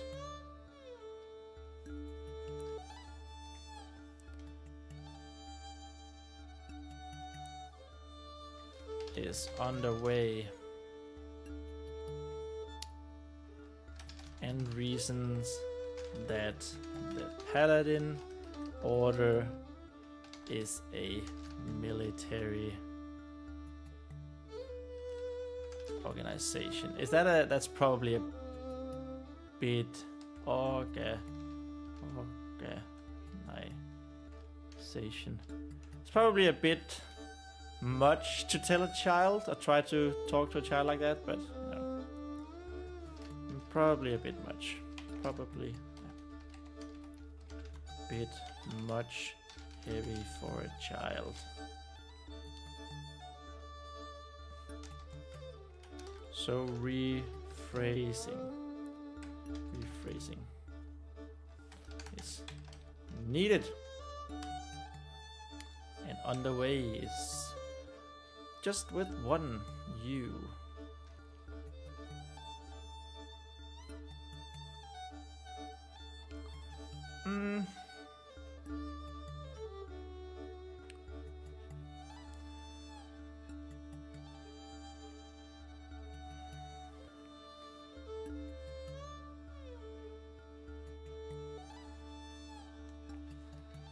soon to be out of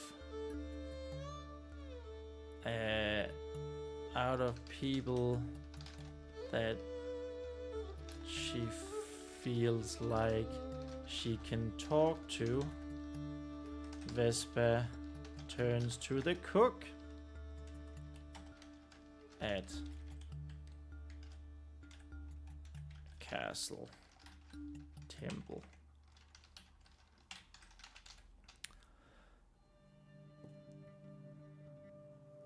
Animo says, would it need to be rephrased? Not sure how nice this high chapter fella is gonna be, but a high priest would be quite serious, wouldn't they? Therefore, would potentially say too much, too heavy to a child. It would be reasonable. Actually, that's a good point. And in turn, an interesting thing for the character to find out, to figure out. That's a good point.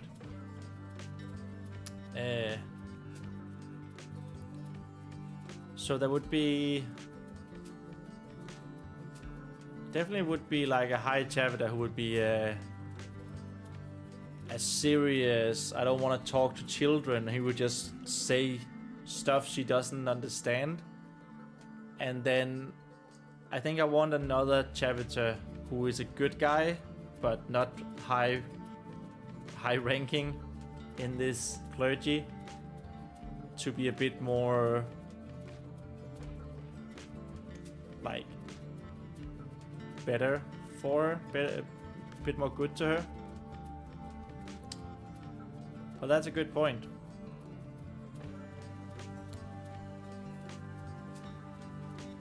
So it will need a rephrasing because I have two people here. So we're both right. Oh, I misunderstood that she's talking to a different one. But I think yours is better. As well, to have this high chapter who doesn't know how to talk to children, and he's just like, he dismisses her by telling her things as if she was an adult. And then we have another chapter that she likes, who's a good guy, and tries to dismiss her more gently. And Mo says, but perhaps that person might still be too serious and unsure how to properly explain things the way that isn't too heavy. Yeah, that's true. But still a bit more gentle. Basically saying the same things, but in a more gentle way. that could be. Yeah, that's perfect. Yes, that's good. Yeah, it's just more warm within his serious nature, exactly. Because I have an idea that I want to bring in two characters that I've written before.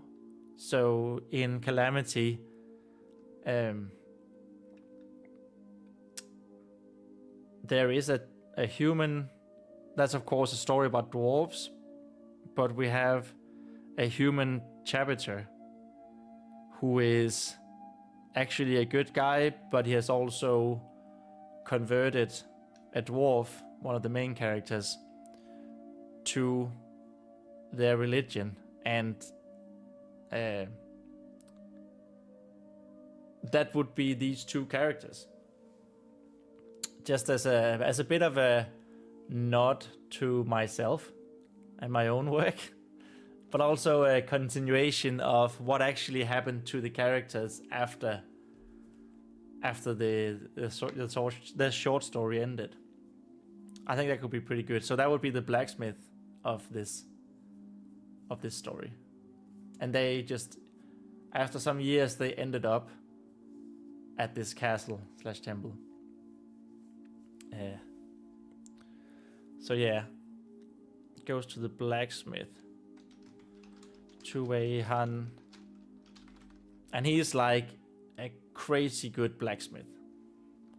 Chue Han from Calamity. Maybe.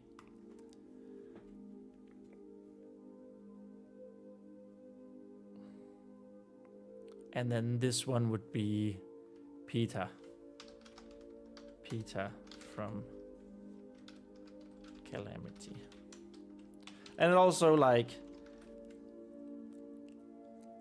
I think it's a good idea to help myself with the workload, because I already written their personas, so we don't have to go into details with them.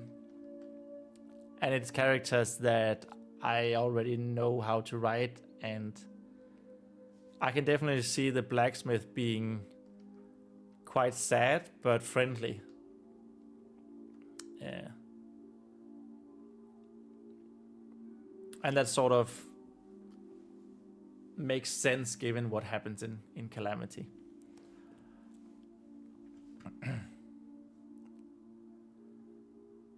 But yeah, let's just have a bit of a rewrite on this as to what we just figured out.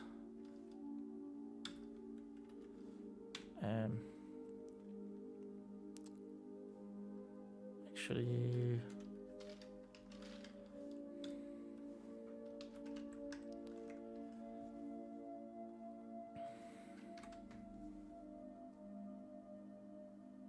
why is all this? Oh yeah, that's why. So this is not supposed to be italicized. There we go. She then tries to go to the temple, but the serious high chapter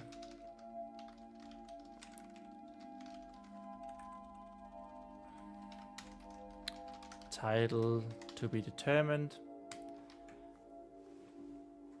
I think.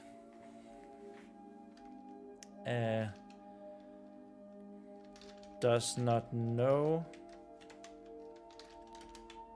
nor does he care for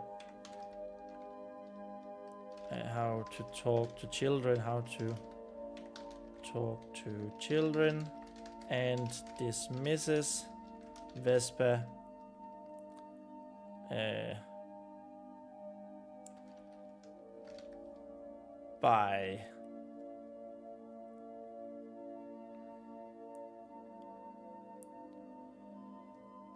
by mocking her for even suggesting that a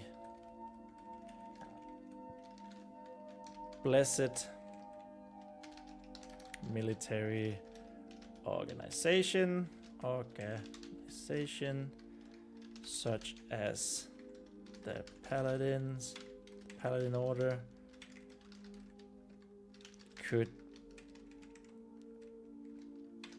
would potentially be under attack like that. Potentially be under attack like that.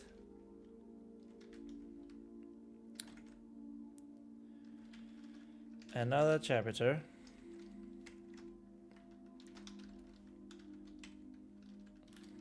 of lower rank.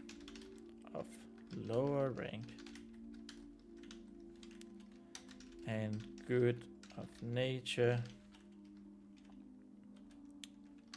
that Vespa actually likes.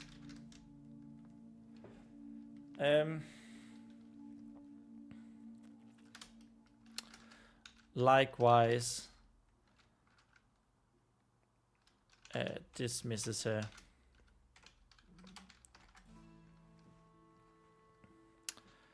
Albeit more gently. There we have it. That's good.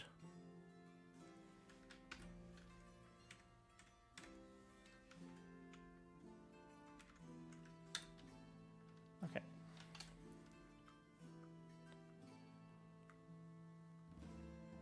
Yeah, that's good.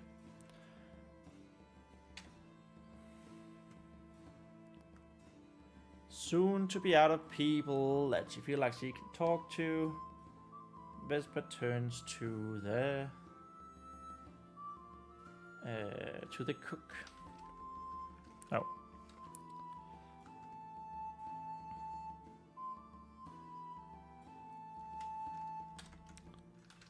The cook, of course, cannot be bothered with such talk as she is busy with food, fruit preparations, and instead gives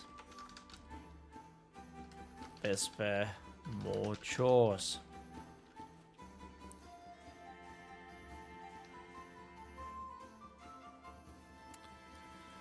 Now,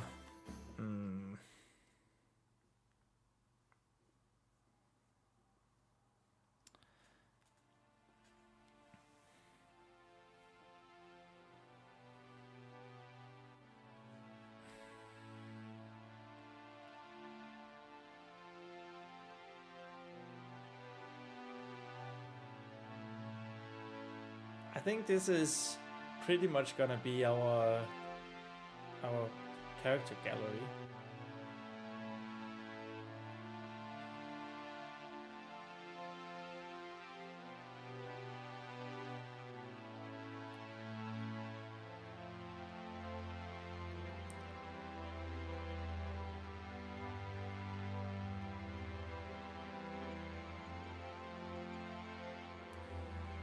So I guess Son of the Evening is, well, he's not a supportive character, he is like side character.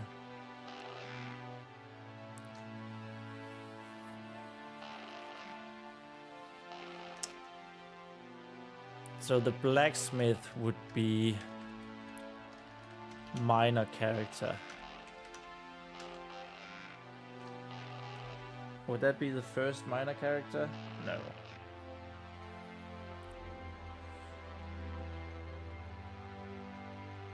So her older sister is the supportive character, side character number 1. Then the mentor is going to be the supportive side character number 2. The Son of the Evening, I'm not gonna say he's a supportive character, but he is an important side character.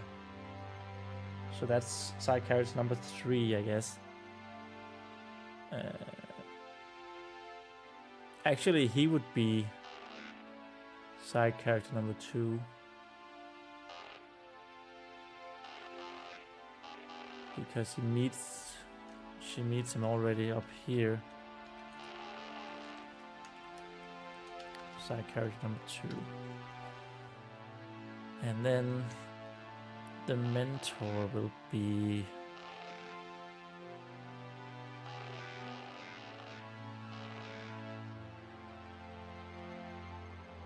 he will be number 3. He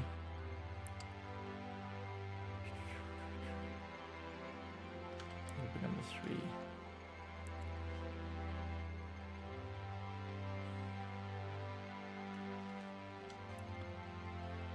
And then minor character number 1. This will be the blacksmith.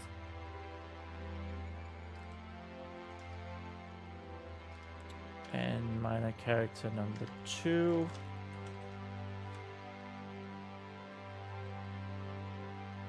Will be the high chapter. Actually, he's gonna be He's gonna be number 3 because the chapter she actually like is gonna be number 2. Just because the chapter here and the blacksmith document. Then we have the cook, who will be minor character number 4. Of course, one of these needs to be the villain, so they're probably not going to be minor characters, all of them. Minor character number 4. And we have the paladin leader. It's gonna be number 5. Son of the Evening. What we had? Trainees.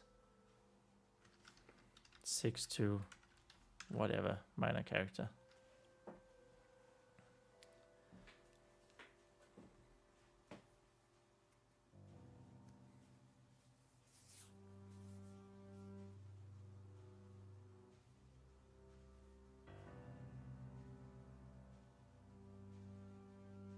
Maybe the Son of the Evening will be minor character, and then the mentor and the older sister will be the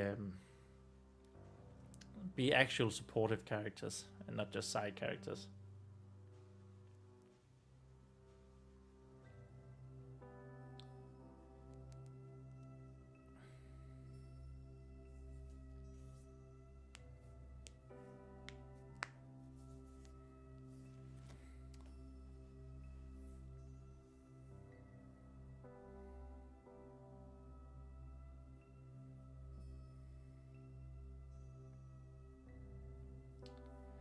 I have returned, says El Guerrero. Welcome back.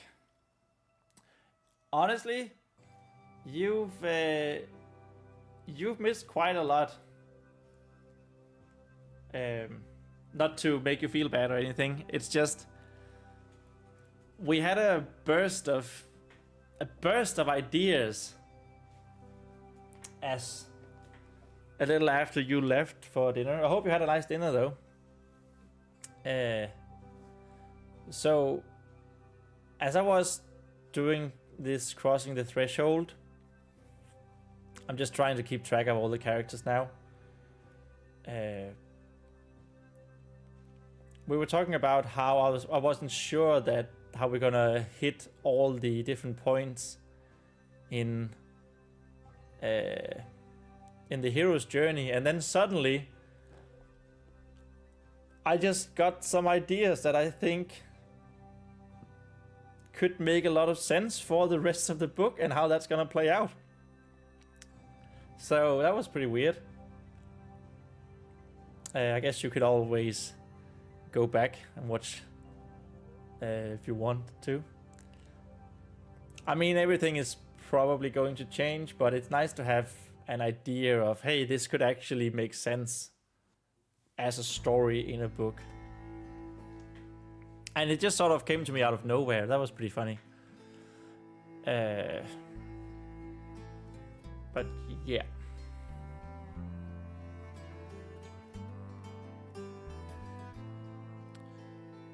Actually, I'm gonna go like this. Then we're gonna say crossing the first threshold is intertwined with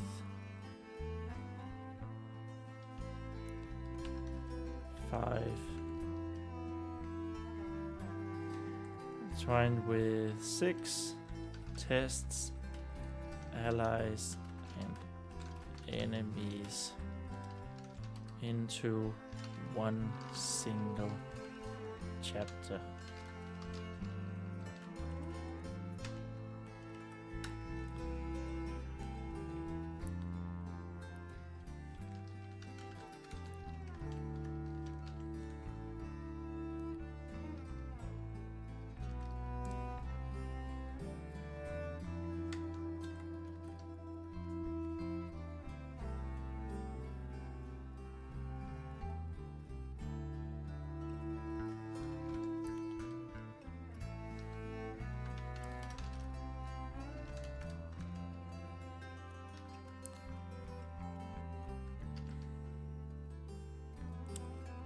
I have so many comments, most likely. I wonder how many comments we have. Tabs and outline, that's not it.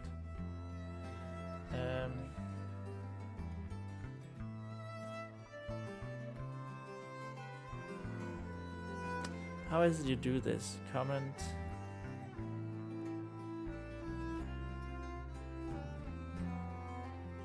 Show all comments with this one.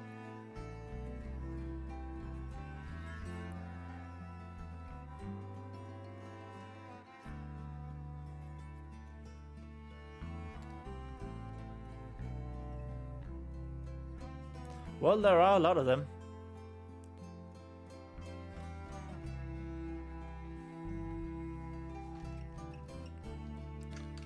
Google Docs show how many comments.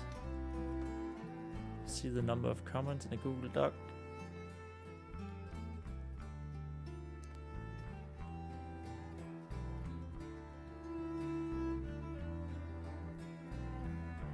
And then for Android a number. Oh, really? I didn't see that.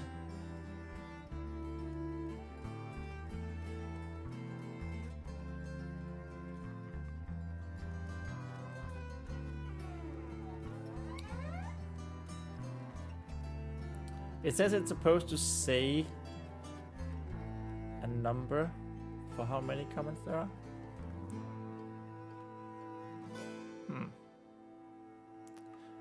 It doesn't really matter. I was just curious how to see that. Well, we're also in the wrong document, but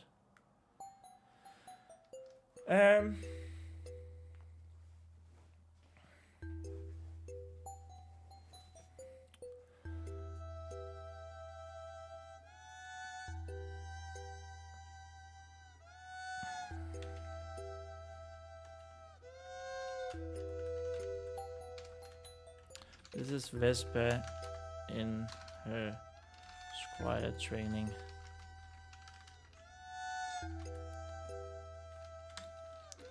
Someone tries to kill her.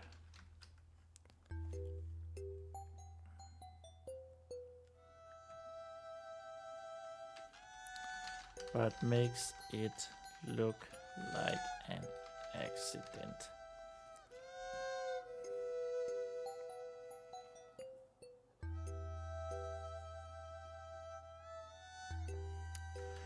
But up here in crossing the threshold,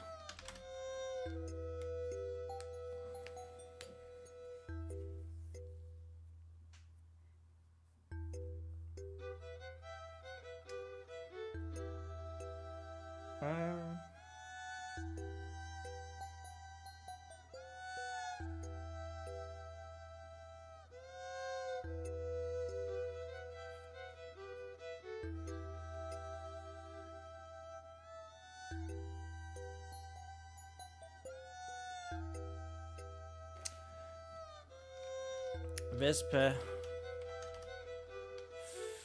feeling like she's running out of options, attempts to go directly to the paladin leader.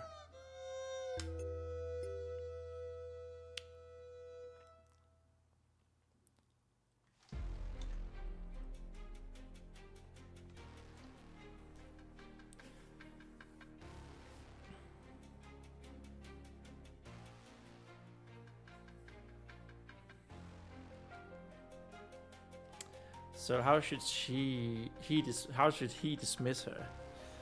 He should dismiss her by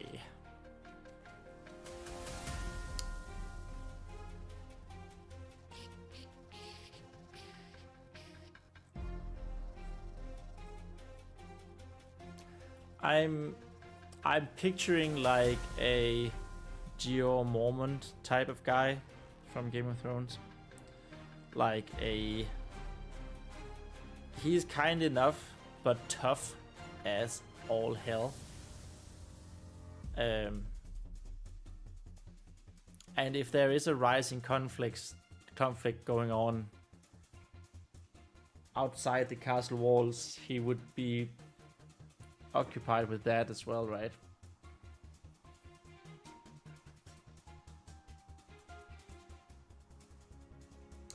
We could sort of collapse that with the Son of the Evening, so she doesn't actually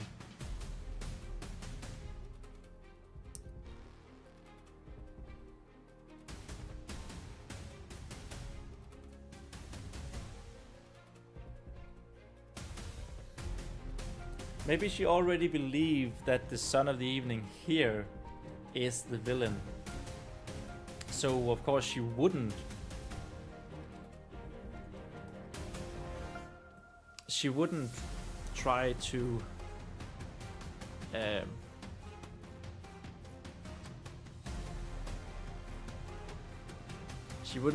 she wouldn't go to Son of the Evening. The Sun with an O. Because she believes that him to be the villain, and here she's like,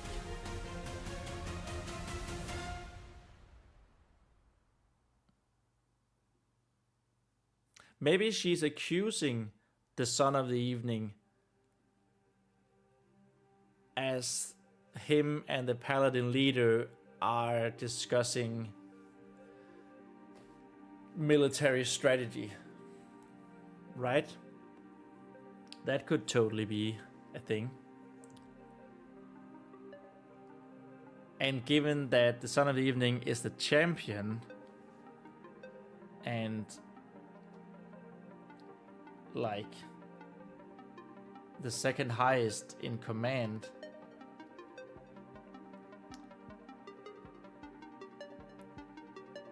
of course they're gonna dismiss her.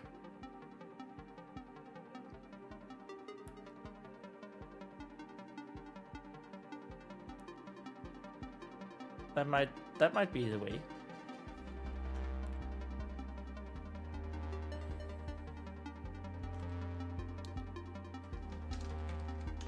Barging in on him and the Son of the Evening. The Sote.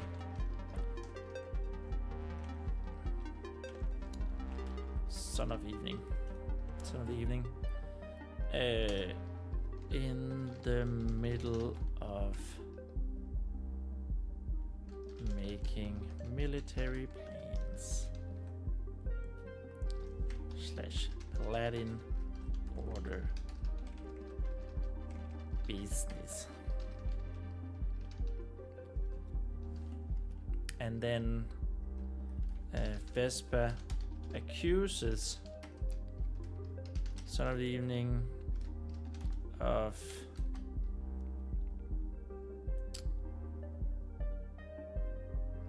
conspiring to kill the Paladin leader, which is of course denied by him and dismissed by the leader.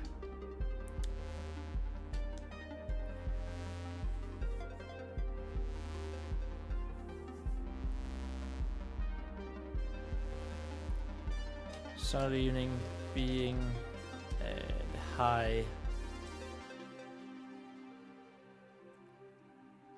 the highest ranked officer, highest ranked Paladin at the second.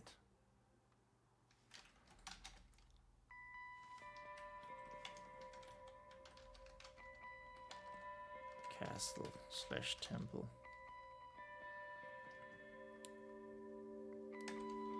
Paladin leader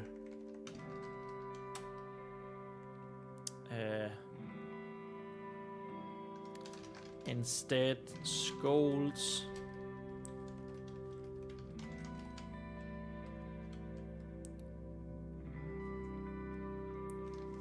calls on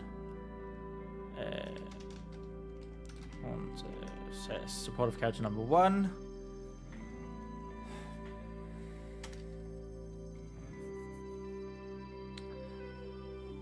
Maybe not, I want to say urging her to get Vesper under control, but like commanding her to get Vesper under control.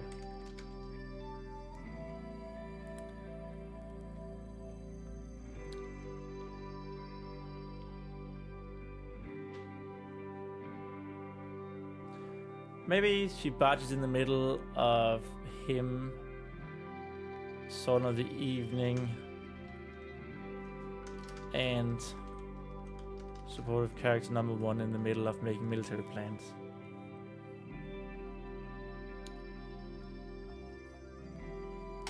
Before, and this is like right before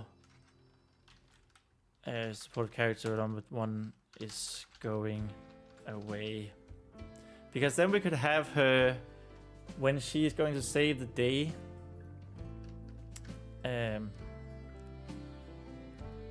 Enabled by Vesper, of course.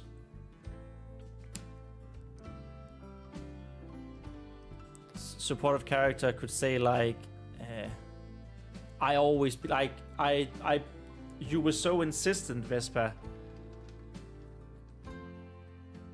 So I returned. I never got to where I was supposed to, and it's a good thing. Like, she thanks Vespa for being so persistent, and she believes her in the end.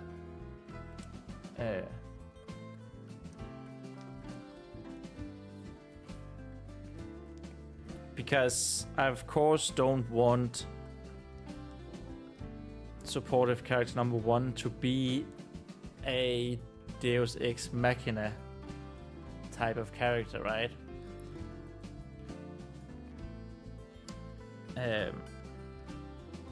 A Deus Ex Machina type character, of course, is a character or an event that happens because that was the only way to end the story. Or like, I don't want to write myself into a corner where someone from the outside suddenly comes along and saves the day.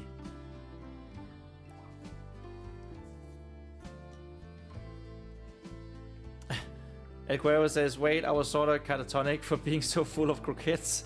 What are we doing in the resurrection already? I was just... yeah, while you were having dinner, I sort of had this... I went from, I don't really know how I want the story to go, and I'm not even sure that we're gonna do all of the points of the hero's journey, to while I was writing Crossing the Threshold, I sort of just had the ideas for each of the last points. We were talking about having the ending put down as one of the first things in a story, so we have somewhere to work towards, right? Something to work towards. And then it's sort of, all of it just fell into place. So yeah, that's the resurrection, is that Vespa, as after getting out, she's gonna be trapped in the catacombs, and then she's gonna get out. She's going to enable at least the supportive character to come in and save the day, and we want, like I mentioned, I don't want supportive character number 1, the older sister, to be this Deus Ex Machina type character. I want that to be some agency, but I want the focus to be on Vespa enabling that. So I want that to be a reason why supportive character number 1, why the older sister who is going on a mission turns around. And I think just having Vespa being so insistent is a good, like, not excuse, but it's a good reason for her to turn around and come in and save the day towards the end. As Vespa is going to be like a 10-year-old child, so I want it to be sort of realistic, right? But yeah, so I have plotted out all the rest of what might be the last points in the last bullet points in the hero's journey. And I think I might have a story that sort of makes sense and could be good.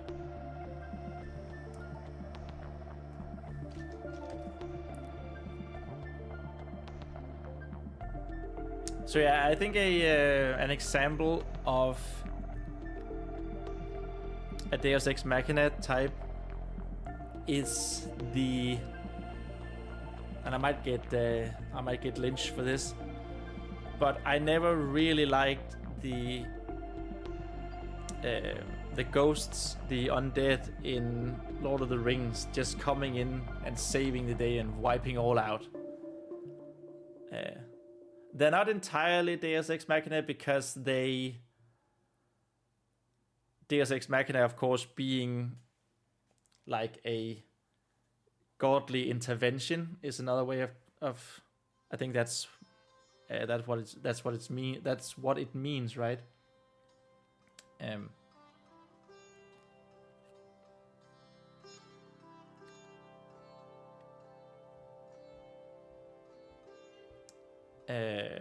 So yeah, we don't want that. We don't want anything godly to happen. We want the characters to have agency and to finish the story by their abilities. The Quavo says, I see not much comment on that. You seem to have tied it nice. Thank you. I'm actually very happy with it as well. So it means a lot to hear that you think so too. But of course, it's subject to changing so much.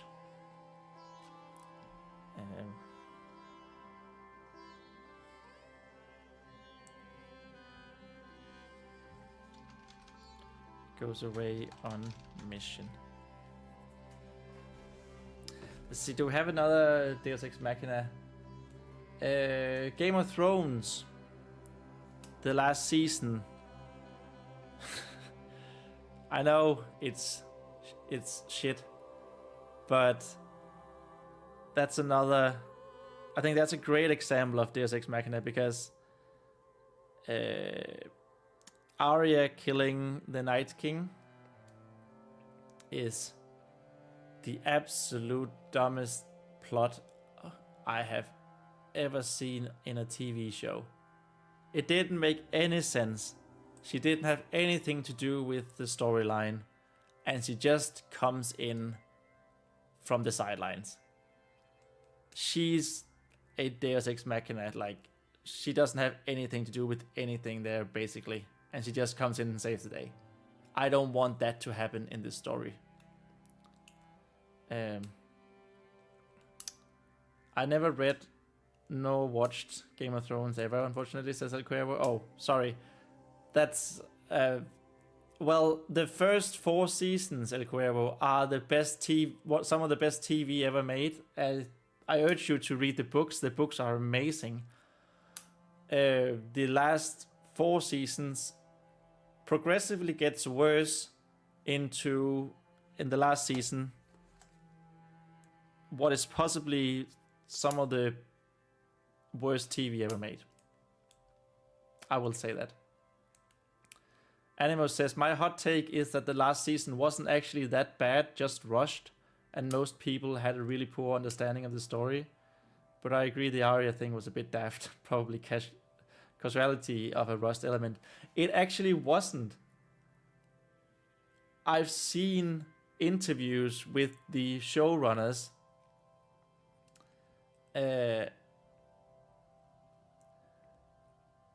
and they were like, oh, we already knew in season 3 or 4 or something that they wanted Arya to be the one killing the Night King. And they didn't have a reason other than they liked Arya. And I do think, I agree what you said, that it was rushed, but there were just so many things that didn't make any sense. Maybe because it was rushed, but there were so many characters that just turned around doing absolutely 180 on their beliefs and what they had done previously. Oh, don't get me started on that. That's actually one of the things in the world that can get me really agitated, is discussing the ending of Game of Thrones.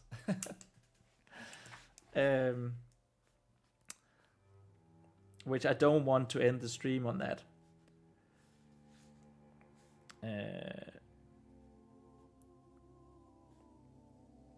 Deus Ex Machina and Game of Thrones.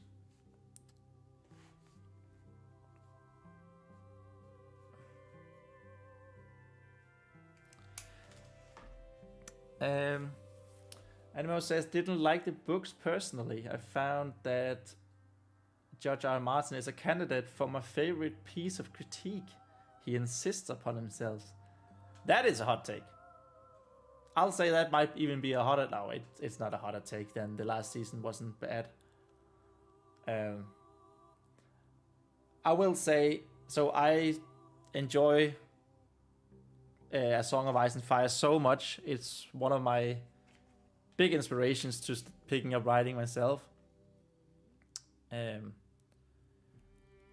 I, during at least the last 3 seasons, I watched the show just to watch a YouTuber pick it apart afterwards with every single thing that didn't make any sense story-wise. And it was a bit of a Schadenfreude moment. And I'm not happy that I felt that way, but it was fun. The people that say Dany's story at the end came out of nowhere didn't really pay attention to the rest of it, though.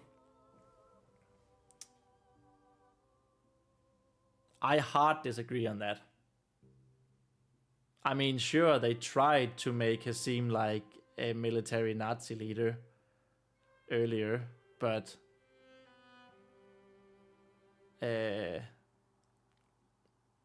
it's been a while since I've seen it. I'll grant you that.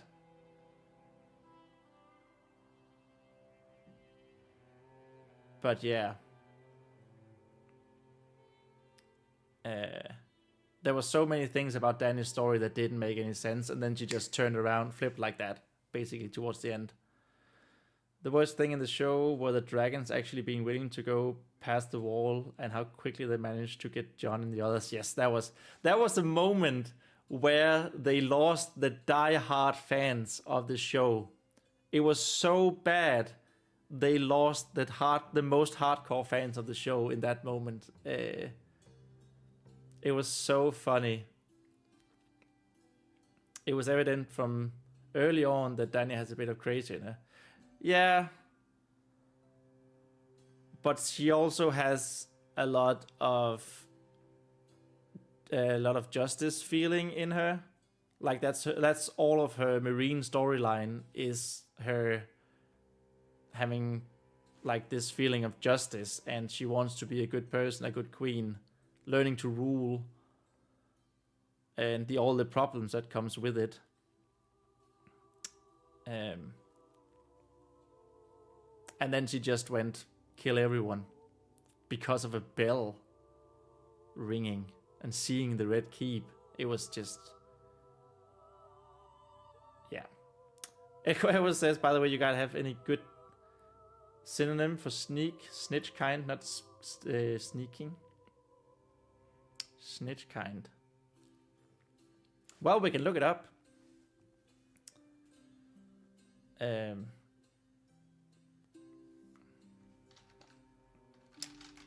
Let's go to this thesaurus and let's go sneak first. And then also have snitch. Snitch. Maybe we start with snitch as an informer. A betrayer, or snitching, I guess. To inform. To betray, to blab, confess, leak, squeal, tattle, tell, tip. I kind of like the betray one. That's very betrayer. Rat on is also a good one if if your sneaking character, your snitching characters is like, I don't know what you say, like it's a tough guy, tough guy or girl. And what do we have with sneak here? Person who is very dishonest. Cheater, coward, cur, dastard, heel, informer, louse, rascal, reptile, scoundrel. Oh, scoundrel, that's one of my favorite words, I think. Skunk, sling, snake, toad, weasel, wretch, con artist, snake in the grass. Snake could be good, maybe, for sneaking, El Cuero. Someone who tells secrets. I don't know how much you are doing with animals in your story, but a snake or a weasel. Yeah, snake, rat, weasel. That could be a pretty good synonym. Animals said that's on par. That's part of my issue with George R. R. Martin. He can't have heroes. They go against his morals. Every character ultimately has to fail themselves, whether that's for good or bad reasons. What's your take on if the ending of the show is actually ending? I think it probably is that George R. R. Martin ended up using the show as an extended test audience. I don't believe it is. I am a firm believer that it was not how he ever intended it to go. I don't think the character who ends up being the king because he has good stories, that's not George R. R. Martin. I also don't believe that John is a savior. And I don't believe John and Danny are going to hook up. Because that's not the story. And I'm almost quoting from that guy I mentioned earlier, Preston Jacobs, some of his videos, like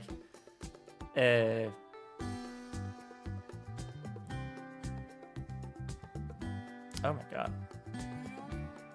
Got it.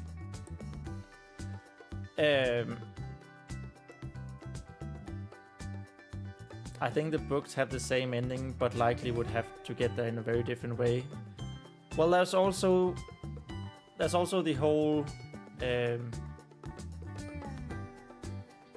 So the show turned very much into bad fantasy. There's so many things that doesn't make sense, and I don't think that Jon is a secret Targaryen. I think Dany is the baby that Ned saved from the Tower of Joy. I think Dany is a secret Stark, and not Jon is a secret Targaryen. He's definitely not named Aegon if he is a secret Targaryen, because that would mean that Rhaegar had 2 children named Aegon. That didn't make any sense.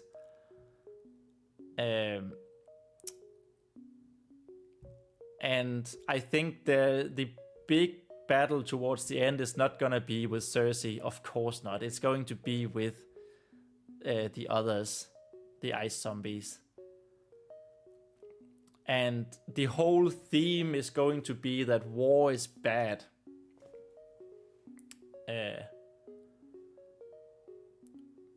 That also, everything that George R. R. Martin has ever written is that war is bad. And bad leaders do bad wars, basically. And he was a pacifist in his early life. He was a contentious, what's it called? Like he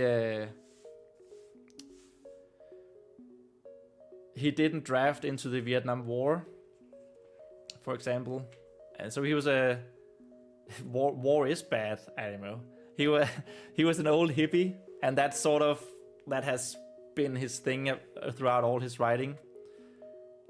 Yes, conscientious objector. That is the exact one.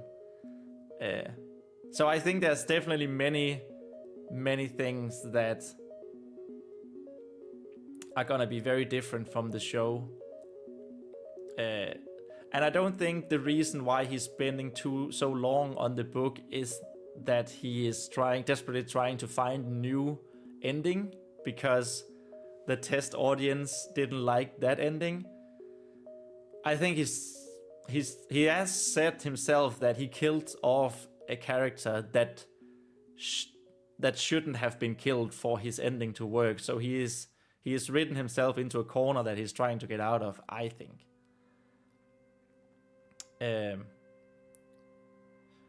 Animo said, and I say would have because I think he will have changed the ending now. Not that he'll be the one to ever finish it. Some other unlucky fucker will do that after his death.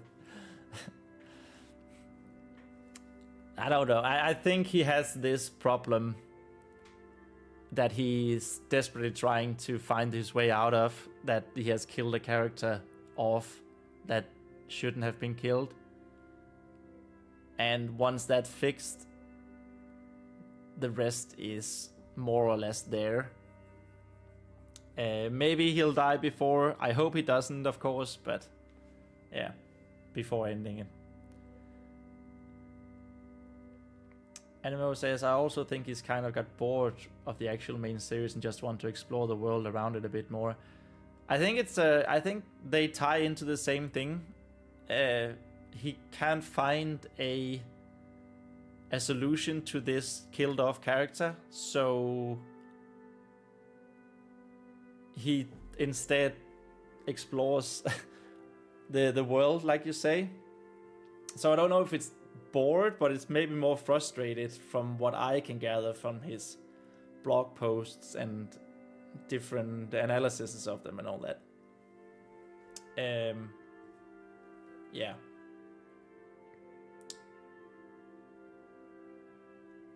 And suddenly, we spend a lot of time talking about game. I told you to not get me started on Game of Thrones. I will never stop talking. And now we're past when the stream was supposed to end. So I am going to end it here. Yeah, you took that as a challenge, Animo. Yeah, of course you did. You. So we're going to end it here. We did manage to do almost all of Crossing the Threshold. I might work on this until Monday. I also have my short story though, my want to finish. I'm hoping to finish soon. But we also got an outline for the actual story, so that's good. So we did do some things today, except besides ranting about Game of Thrones. Good. Yes. Thank you guys so much for watching. Remember to like and subscribe if you haven't already. And thanks you guys for being in the chat. It's been awesome and amazing as always. Hope to see you next time on Monday. And just remember that we write our own stories. Boom. That's it. Thank you guys. Bye. Have a nice rest of the week.